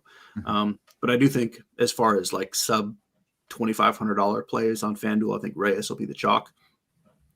On the DK side, there's a bunch of guys under 3K that I'm perfectly happy with. Reyes, Lane Thomas is 3,100 with Dylan Carlson, Jordan Walker and Yepes for St. Louis. Even all the way down to kind of random, who are these people like Jolks and Alex Call, who have power and are basically free. I'm playing almost every lineup has at least one outfielder, if not two, under 3,100. Okay. I got a question in here that was essentially, Jay says, hey, I just hopped on. What is your favorite single entry stack? The question is DK, but it can go either way. Do you have a favorite? You mentioned a lot of them that you really like. On DK, it's Kansas City because of the salary. On FanDuel, I still like them. I'd probably say the Dodgers, though. Steve O says, hey, is the roof closed in Baltimore, Texas? And yes, I do believe I saw a tweet that it is a closed roof. Cheese, is there anything else you want to do or say? Because we got I don't want you to just sit here for 40 minutes awkwardly. Yeah. Is it awkward when I sit here? No. It's enjoyable. So here's what we're going to do. Let's do what we did the other day. I will stay in the Crunch Time, the Discord Crunch Time chat, MLB Crunch Time, and answer questions and put myself on mute. And you guys talk basketball. And of course, I will hop in when I hear something that needs commenting on, which I do plan to hear early and often. But if you guys have baseball questions, go in the Discord chat, and I will just be sitting here if you need me. Okay. I have a question. Yeah, there we go. Is Yusei Kikuchi going to strike out 8 guys, or is he going to give up 4 walks and 3 home runs? Well, he's definitely going to give up 4 walks and 3 home runs. The question is if he also gets the strikeouts. And my lean is no. I'm going Royals bats. But he does have strikeout ability, and every once in a while, he was super good for 3 months a couple of years ago. It's good for him. Yes. It's going to hurt. Oh, yeah. All right. Cheese, we appreciate it, man. Excellent stuff as always. Like he said, if you have questions, drop them in the RG Discord. That is where all the cool kids hang out. In the meantime, we are going to make a little pivot, and we're going to talk some basketball and ice. I'm already seeing news coming in. DeLon Wright is out. Dylan Brooks doubtful. Is there still more news you expect to kind of trickle in throughout the night and throughout the show? There definitely is more news we were waiting on. That's the news we were waiting on that we knew we were going to get before lock. So DeLon Wright out is a huge bump to Jordan Goodwin. He becomes pretty much the best play on the slate. Oh, Dennis Smith Jr. out is a big deal for Teo Maledon and Svi Mikhailuk. Probably not as good as Jordan Goodwin. He's just a little bit cheaper. Both of them have tough matchups, but at least we have that news. We knew we were going to have it. All kinds of situations that we already know about. Trae Young out in Atlanta, in addition to DeAndre Hunter. Middleton out for Milwaukee, so Giannis looking like one of the top spends on the slate. Utah's got a bunch of guys out. Portland has a bunch of guys out, very shorthanded. San Antonio, but really the Atlanta situation, and maybe not even as important now because the Washington and Charlotte situations are so good. Like for Washington, we were waiting on DeLon Wright, but we already knew Porzingis, Beal, Kuzma, Avdia, and Monte Morris all out. Charlotte waiting on DSJ, but already knew PJ Washington, Rozier, Oubre, in addition to Ball and Hayward, and now Mark Williams also, all of them out as well. So very shorthanded in Washington, very shorthanded in Charlotte. That is excellent value. I wouldn't be afraid to load up on it, even though there are things we are waiting on. Mhm. The things I would be hesitant about, like I still think Giannis is your cash play, but I wouldn't go overboard in tournaments because if Jokic gets ruled out, we're waiting on LeBron James questionable and D'Angelo Russell questionable. Like there's going to be like Anthony Davis could end up being as good of a play as Giannis if LBJ and D'Lo are both ruled out. So definitely, I like Giannis. Huge point spread there. I would be careful about going way overboard in tournaments, despite him grading out as an awesome play. And then what's the Jokic situation? He could be out, and if so, fill me in on like what we're doing there. Yeah, Jokic questionable. Huge bump to Jamal Murray if he's out. Huge bump to Aaron Gordon. Huge bump to Bruce Brown. So, like for instance, Jamal Murray and Jrue Holiday are very similarly priced. If you're playing Jrue in a tournament and not waiting on the Jokic news, Jamal Murray could end up being a better play than Jrue. Way better. So just things like that. Absolutely. Gotcha. And the Lakers situation, definitely one I'm monitoring. Dylan Brooks, we got doubtful already. That doesn't affect too much. Small bump to Ja. Malik Monk is active officially, so not waiting on anything in Sacramento. There's one other one that I know I'm missing. Karl Anthony Towns, Minnesota, would be fairly big deal. Bump to Anthony Edwards, obviously. I think that is pretty much everything. Obviously, there's a ton of stuff. If I missed anything, definitely don't be afraid to point it out. But I believe we covered that all. The Utah situation, I think I touched on. Definitely some good plays there with Markkanen, Kessler, Clarkson, and Gay out. Yeah, all kinds of stuff. 13 games, and most teams have situations that are creating some value. Yeah. Okay. Interesting. I guess it just becomes finding, prioritizing that value. So let's kick it over to our sponsor, FanDuel. By the way, I don't think I did my FanDuel read, so let's do it now. Make sure you sign up for the FanDuel Sportsbook. If you're in a legal sports betting state, take advantage of their awesome bonus offer. New customers get the no sweat first bet up to $1,000. Terms and conditions apply. Offer not available in Massachusetts, because in Massachusetts, you get the offer of bet $5, get 200 in bonus bets. That as a percentage is pretty awesome. So make sure you are signing up for the FanDuel Sportsbook. Ice, let's talk about the build on FanDuel right now. All right, let's do it. We could go ahead and start with some core plays here. I mentioned Giannis as the top spend up on the slate. I don't think you need to wait for news for cash games. He's going to grade out as an awesome play regardless. No, Middleton is a slight bump. Awesome matchup against a very short-handed Washington team. Floor should be pretty safe there. Jordan Goodwin, another guy I mentioned, he's just too cheap for this role. Should play a bunch of minutes, going to have way more usage and assists than we're used to seeing out of him. With both Monte Morris and DeLon Wright out, he is the primary ball handler here. Nick Richards, Charlotte situation, no Mark Williams, all of their usage guys out. He is 5,200. Fits very nicely into the build. And then Teo Maledon with DSJ just getting rolled out. Obviously, LaMelo Ball and Terry Rozier have been out. So another situation, a very cheap primary ball handler. Which of those three are you most concerned about? Like in tournaments? Goodwin, Maledon, and Richards? No, sorry. The three guys that you just mentioned there, those core guys, it was Maledon, Giannis, and was it Richards? Yeah. I'm concerned Richards about and Megalodon Goodwin. every time. That's very concerning. Megalodon is concerning. Yeah, it is. So I will say both Goodwin and Maledon, like their matchups are very difficult. Toronto plays decent defense. Milwaukee is one of the best defensive teams in the NBA. Their role is just so good, though. Like for cash games, I'm not concerned at all. For tournaments, if I had to choose one to be underweight on, it would be Maledon, just because he's a little bit more expensive. Toronto's a very slow-paced team where Milwaukee plays faster. So Maledon would be my answer there. Okay, and according to someone in the chat, and I don't know if this is official, but Philly in the chat says Jokic is probable. Have you seen that come through? I am seeing that come through. Looks like their head coach just made some comments that he was likely to play. Okay.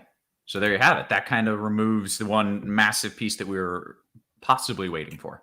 Yes, I would still say Lakers news is very much worth monitoring and doing some different things in tournaments around potentially LeBron and D'Angelo Russell being out. Gotcha. All right. Well, let's run through this build over on FanDuel and just take me through it position by position. All right. So point guard, we've talked about a couple core plays there, Maladon and Goodwin. DeLon Wright, another guy, but I certainly think the two cheaper guys. Sorry, DeLon Wright out. Need to get him out of my lineup HQ. Jaylen Brown out as well. I don't know if that was one that I missed. I knew there was something I was missing when I was talking about stuff we were still waiting on. Mm-hmm. So bump to Tatum. Still going to prefer Giannis slightly. Just a tougher matchup for Tatum against Philly, a team that plays slow, solid defense in Philly. So I think Giannis is still the cash game play. Love Tatum for tournaments now, though, definitely. Gotcha. All right. Okay. Other point guards, those are your 2 point guards. I don't even think there's any reason for me to discuss anything else there. If you want to spend up for Ja Morant, I like playing Murray. I thought is a great idea in tournaments with Jokic news still pending. Now that we have that, Murray's still a great play, but not somebody I would go like triple the field on right out of the gate. Just waiting on some news. But the cash games are pretty easy. It's Maladon and it is Jordan Goodwin. Yeah. Okay. Very good. Shooting guard here. I mentioned Svi gets a nice bump with everybody out for Charlotte. Desmond Bane, another guy that gets a bump with Dylan Brooks being out for Memphis. Just more usage, more shots available for Desmond Bane. You could go to a guy like Zach LaVine, who is in a game that matters, which is important this time of year. Good matchup against Atlanta. THT, Horton Tucker for Utah, should be a primary ball handler for them. Should have plenty of usage. Potential for the Lakers to be a little bit shorthanded as well. If you need a punt, it's probably a Washington guy like Johnny Davis. Is that a real person, Johnny? Like where the Sounds hell like did a Johnny creative Davis player, come right? from? Just yes. make it up and pull out 2 random names. Is he on a 10-day? How have I never heard of this guy before? No, he was actually a pretty high draft pick. He just has not developed like they hoped. He hasn't gotten a ton of run. They've been trying to work him in a little bit more here recently, but it's not really panning out for him. So okay. Wisconsin, apparently. Yeah. Right. I'd be concerned about it. I don't love that. I would try to get up to Svi and somebody like Levine or Desmond Bane if possible. Okay. Small forward. All right. So Giannis definitely very much in play, very safe floor. A little worried about the ceiling with the blowout, but don't care much about that for cash games. Can play Levine and Horton Tucker here as well. Bane, you can play at small forward as well. I think all of those guys are kind of in your shooting guard small forward pool. That's the cash game options. Corey Kispert, somebody I want to mention for tournaments. Like he is very dependent on shooting, but with all of the usage out for Washington, he's going to take shots. If he makes his threes, Kispert is a guy who could score like 30 actual points tonight. Just wanted to throw his name out there for tournaments. Power forward, if you're not playing Giannis at small forward, he's eligible here as well. Kelly Olynyk is a fantastic option. No Walker Kessler, no Lauri Markkanen for Utah. Potential for LeBron to be out on the other side, which would make that a better matchup.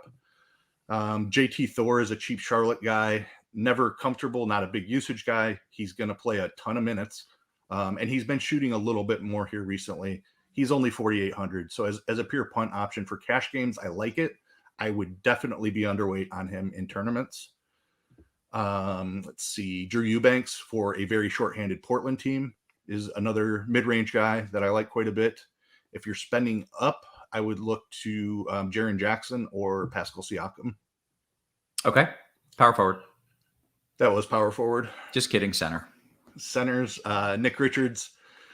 With Mark Williams out there, they've been rotating their centers in between Richards, Kai Jones, and Mark Williams. They've kind of been doing this weird rotation down the last month of the season here.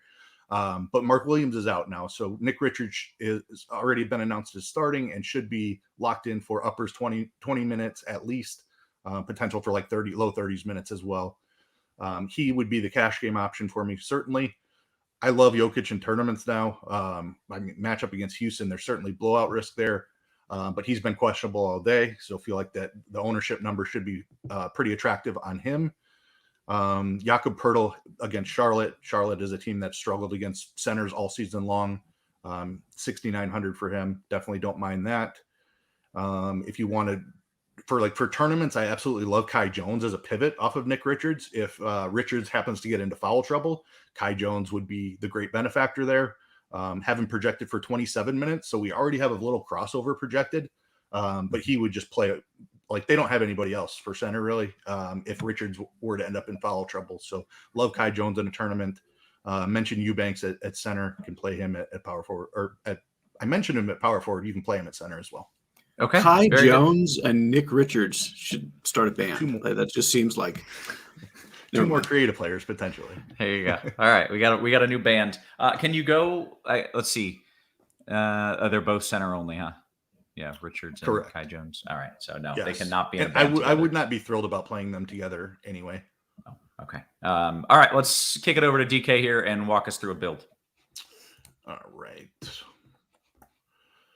So we'll start with the core tags here. Giannis, again, is going to be the primary spend up for reasons already mentioned.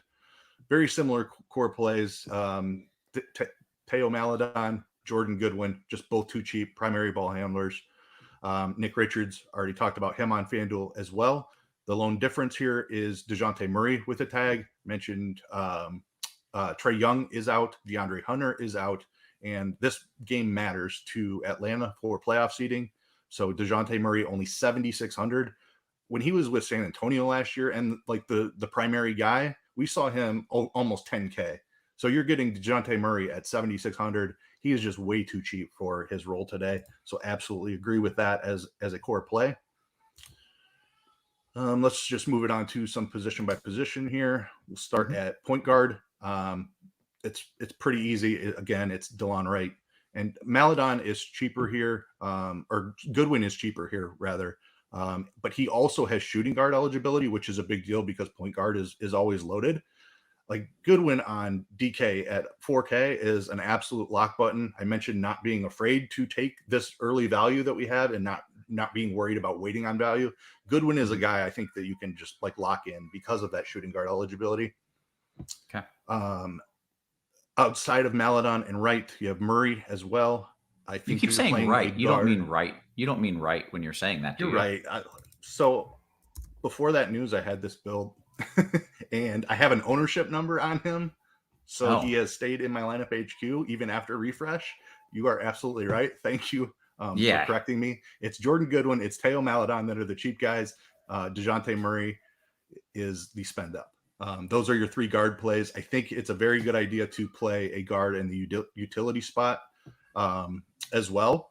So like you're playing the three cheap guys, and then you can play Murray in your utility is like the idea here. So in tournaments, because I feel like this is very much so a cash build thus far. In tournaments, are you spending up? Like what are your favorites? What are some of those options you like? Yes, definitely. So there's so much good value. Like the cash game build is fairly easy. It's leaving guys like Ja Morant very low owned. Zach LaVine, like I think he's cash game viable. Both of these guys are cash game viable if you can get up to them over Murray. I prefer the price tag on Murray, but like Ja is not being owned. Spending up on him is a fantastic idea. Mm-hmm. Zach LaVine on the other side of Murray I love that tournament stack. Let's see. Tyler Hero has a matchup against Detroit. Jamal Murray has a matchup against Houston. CJ McCollum is in a game that matters for the playoffs. Love him as a spend or like a mid-tier option.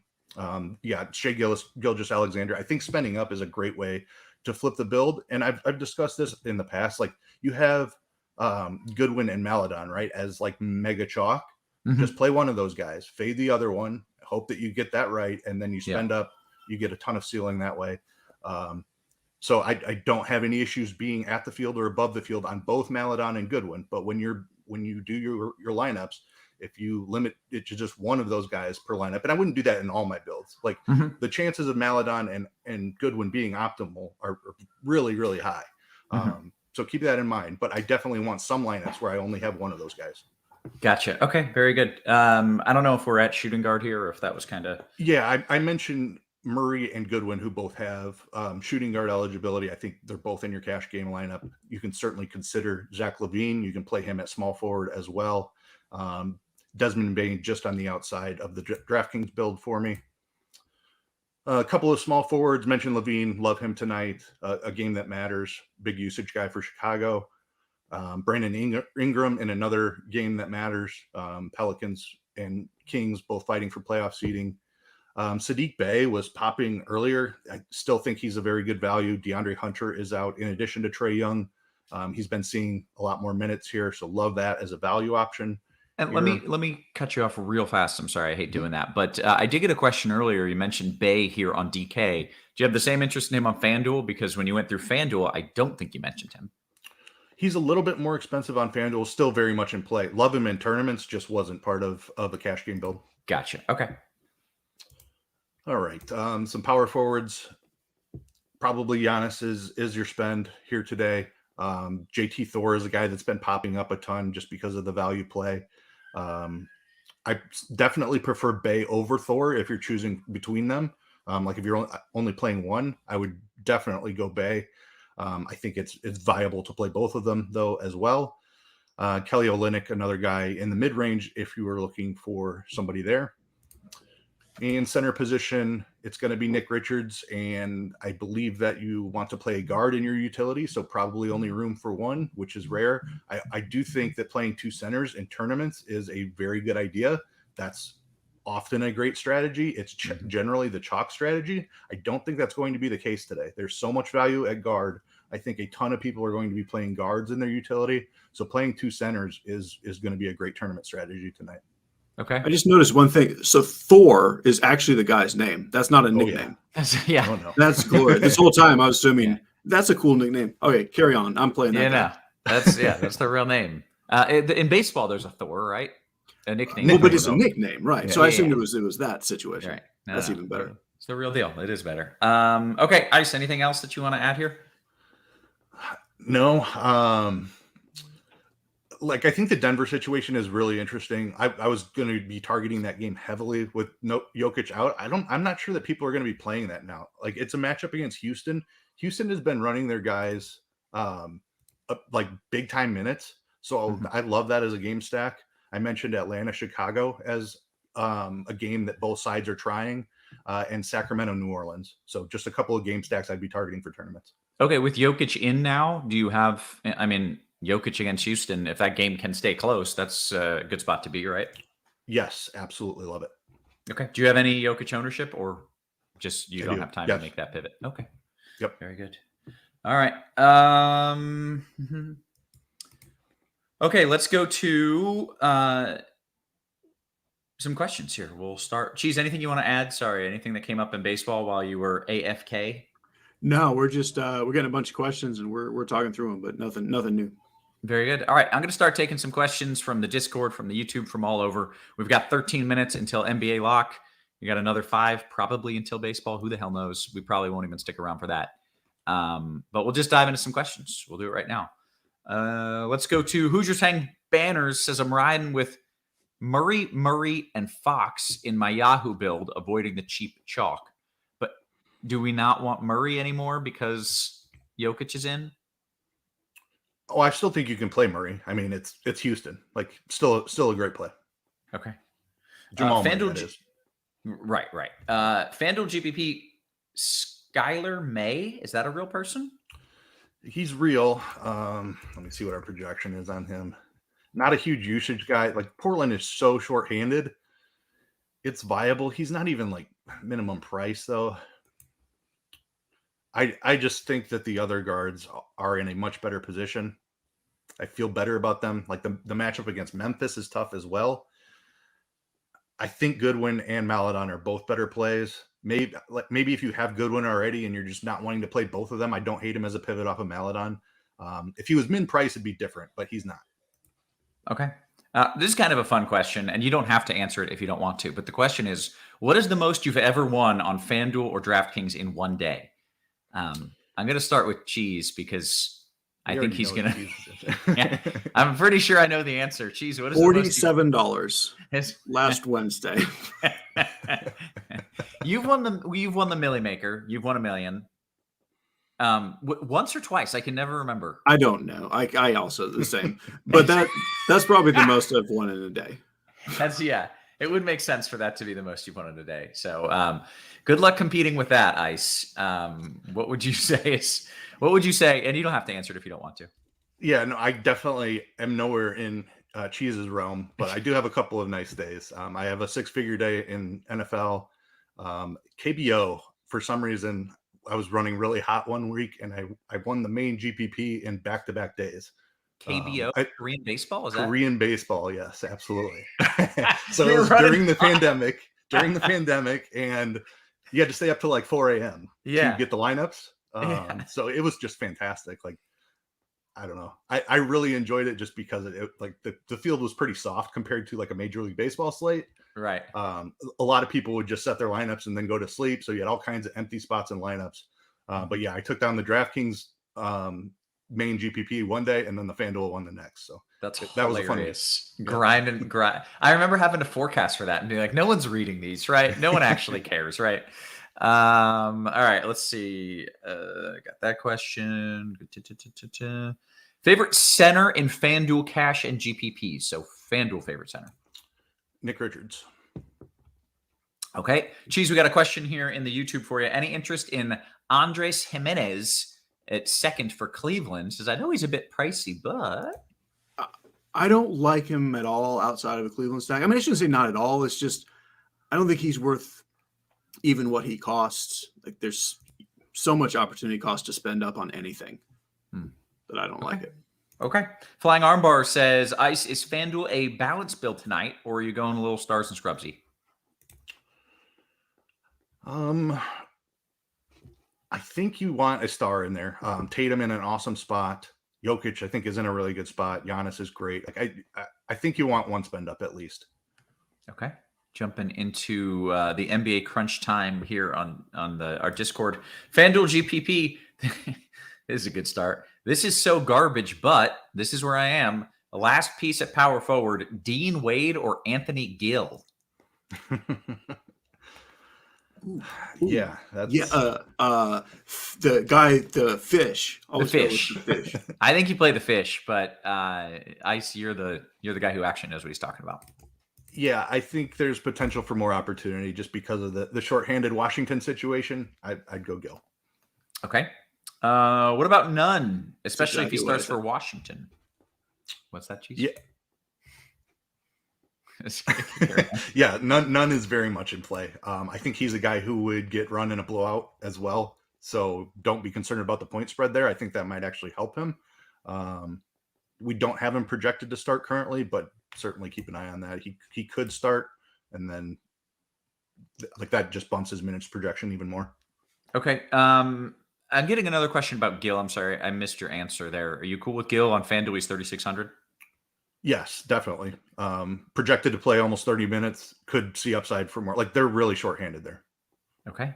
And I'm also going to be jumping into the MLB Discord. So, Cheese, you don't have to monitor that. I will just monitor all chats together. Here we go. Michael Miller says, Cheese, do you like a Seattle Mariners stack? Seems like there's very little chatter about them. I do. They're in my sort of they're definitely sneaky with upside. Yeah. Okay. Is Kevin Knox viable on FanDuel? This would be a basketball question. Lineup HQ is giving me a ton of Knox. Yeah, I mean, I don't think we have all of the Portland news yet. Before we jumped on, guys like Watford. Let me see. Watford Knox is questionable himself. Reddish and Tybal. So I didn't see that news come across. There's going to be plenty of pivots even within your own like Blazers game stack or whatever. So totally fine building with Knox. Very good. Roger Jones says, how is Jonathan Williams a real NBA player? Is that a real NBA player? Fair question. Yeah. Yes. Okay. He is real. G. Nathan. Okay. I assume he is real but not or Jonathan, but G. Right, Jonathan. Viable play or not so much, Jonathan? So the Portland situation, I think you can pretty much do whatever you want. Like, you're going to need to know the full news first. They could legitimately have like 6 guys that could play. Obviously, they have to have 2. They have to have 8 minimum active to even be able to take the court. But some of these questionable guys, like, just, I said Knox was viable, but just know, like, being questionable, he could legitimately not play tonight. He could be active and not play because they're that short on bodies. Oof. Okay. All right. Eric says last spot on DK. Cheese, you want Siri or Lane Thomas? Lane Thomas. Okay. All right. You said Thomas, I think. I kind of lagged a bit. Yeah. Okay, very good. Cheese, do you like Hall to Mikasas Sukasas? Yeah, I prefer Hall. You prefer the Hall. All right. Jumping into a little NBA, see if we got anything new. FanDuel single entry. Would you play Jokic? Yeah, love that. Plenty of value. Like, it's tough to get up to him because, like, FanDuel pricing has been tighter, but there's so much value today. It's very viable. Okay, Yankee Man says DK GPP. Minnesota Brooklyn has a reasonably high total, a tight enough spread. Both teams are motivated, and they are going criminally under-owned. Do you have any interest? Yeah, I mean, I think if Towns is out, that Edwards is an excellent option. Like, Bridges' price is tough, but yeah, I don't hate the idea. Large field tournament, I wouldn't do it in like a single entry 3 max, just because a lot of the other games have more value and just project better. Gotcha. All right, FanDuel, we did that one. FanDuel Cash, Bay or Collins? Jay Collins. Price difference. Collins is, he's not that much more actually. Yeah, Bay. Okay. Jay says Cheese is Eaton from Kansas City, a dude who can be eating up those stolen bases if he gets on base.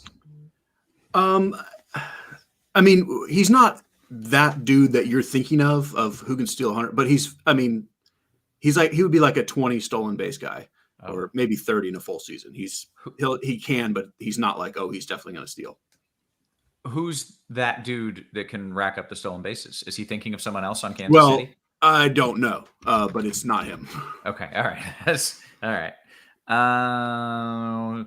Cheese, can you give us your favorite top stacks? Give me your 2 favorite stacks and your 2 favorite pitchers on FanDuel tonight. I mean, pitchers is easy. Scherzer, Valdez. Stacks, just to be a little different, I'll say Royals and Dodgers. But I'll say Royals and Cardinals. Cardinals are different enough. Okay. Tillman in a FanDuel GPP. Ice. Fine with that. Tio says Embiid or Giannis, who is the better spend tonight? Giannis, I feel like, is the chalkier spend, right? He is indeed. Yeah, I talk about it a lot with these close games that don't project great, but if it stays close, like, you could see 40 minutes out of Embiid tonight. I love that as just far lower ownership. Very good. All right. Jay says, hey, Cheese, I'm thinking about playing Eaton over Lopez, same guy, in a Kansas City stack. Yeah, that's quite viable. Okay, very good. Get those questions in, whether you are in NBA crunch time, MLB crunch time, trying to get to them all here. DK GPP. Ice, you want Richards, Tatum, Garland, or Pirtle, Ingram, Fox? I would go the first one. Bay or Collins, last piece on FanDuel Cash, Ice? Bay. Very good. Very good. Okay. Hey, you know what? We caught up on the questions, so I think we've done our duty. Should we sit here for a minute just to say we made it to lock? Probably, yeah. I don't want to get in trouble for like, you ended the show before. Yeah, that's fair. We can do that. Cheese, FanDuel GPP, Valdez or Castillo? I would do neither. I'd do Castillo. Well, obviously it's Castillo. It's just more fun to say Castillo. It's like Gobbert. I do prefer Castillo. Like, Valdez is the chalk, and Castillo does have a little more theoretical upside. This is amazing. We have a graphic for the Spidey Bomb, for TJ's Spidey Bomb. I didn't know that was a thing, but Thank I love it. you, Are you thank guys seeing you. this? Say what? Thank you. Thank you. You made that? That's wonderful. I mean, I That's guess great. Yeah. was there already an image of Spider-Man playing baseball and you just had to add in the RG logo over the bomb? Yeah, definitely. I found that online, but I thought we could use that. Would be cool. It's brilliant. I like, what are the chances that exists? Like Spider-Man playing baseball. Excellent. Has he seen it yet? Has TJ seen that? Yeah, we used it earlier. Nice. I made one for Dean if you guys want to see that. I do. Yeah. do. I mean, yeah. I don't know what it is, but I'm looking forward to. Oh, he's got him with the mustache too. The stash. I missed the stash. Oh man, that was so good. All right, let's see. I feel like we may have gotten all of the questions, my friend. Giannis for Joker, who's a greater flop risk? I don't know that I could put a number on which one is greater. Like they're both in big spreads. They're both going to get pulled if the game's close or the game's out of hand. I think it's very similar. Slightly larger spread for. Actually, they're 9 for Jokic. Yeah, I can't put a number on which one is greater. They both have some. Okay, all right. Cleveland picker, Joker. Joker's the. There you have it. It's done. There you have it. Yo, Weatherman, tell Cheese. Cleveland picker says go Guardians, and he is not a picker as in a guitarist. He would like to. Yeah, no, he's one of my favorite guitar players in the Cleveland area, and absolutely go Guardians. I'm gonna come out to your show on Saturday night. For sure. He will not be having a show. He does not play guitar. I don't think you understand what picker is. No, I don't think you He's understand. picking and grinning. That's not what picking is. Cayman says Ja or SGA last spend up. Ja. All right, and then I think I got an MLB question here. Cheese, last one. DJ or Brandon Lau, DK single entry? Lau. Cheese, how much Nicky Lopez you got in your KC stacks on FanDuel? On FanDuel, 0. CLT says, Cheese, didn't hear much about the Guardians, but any matchup versus Oakland, right? Yeah, they're playable. It's just, I don't know. I mean, they're just kind of But yeah, there's a lot of stuff. They can score plenty of runs. There's just so many teams I like ahead of them. Yeah. All right. Hey, with that, gentlemen, we have made it to the lock. We've given out the plays. We've taken the questions. I think we have done just about everything we came here to do.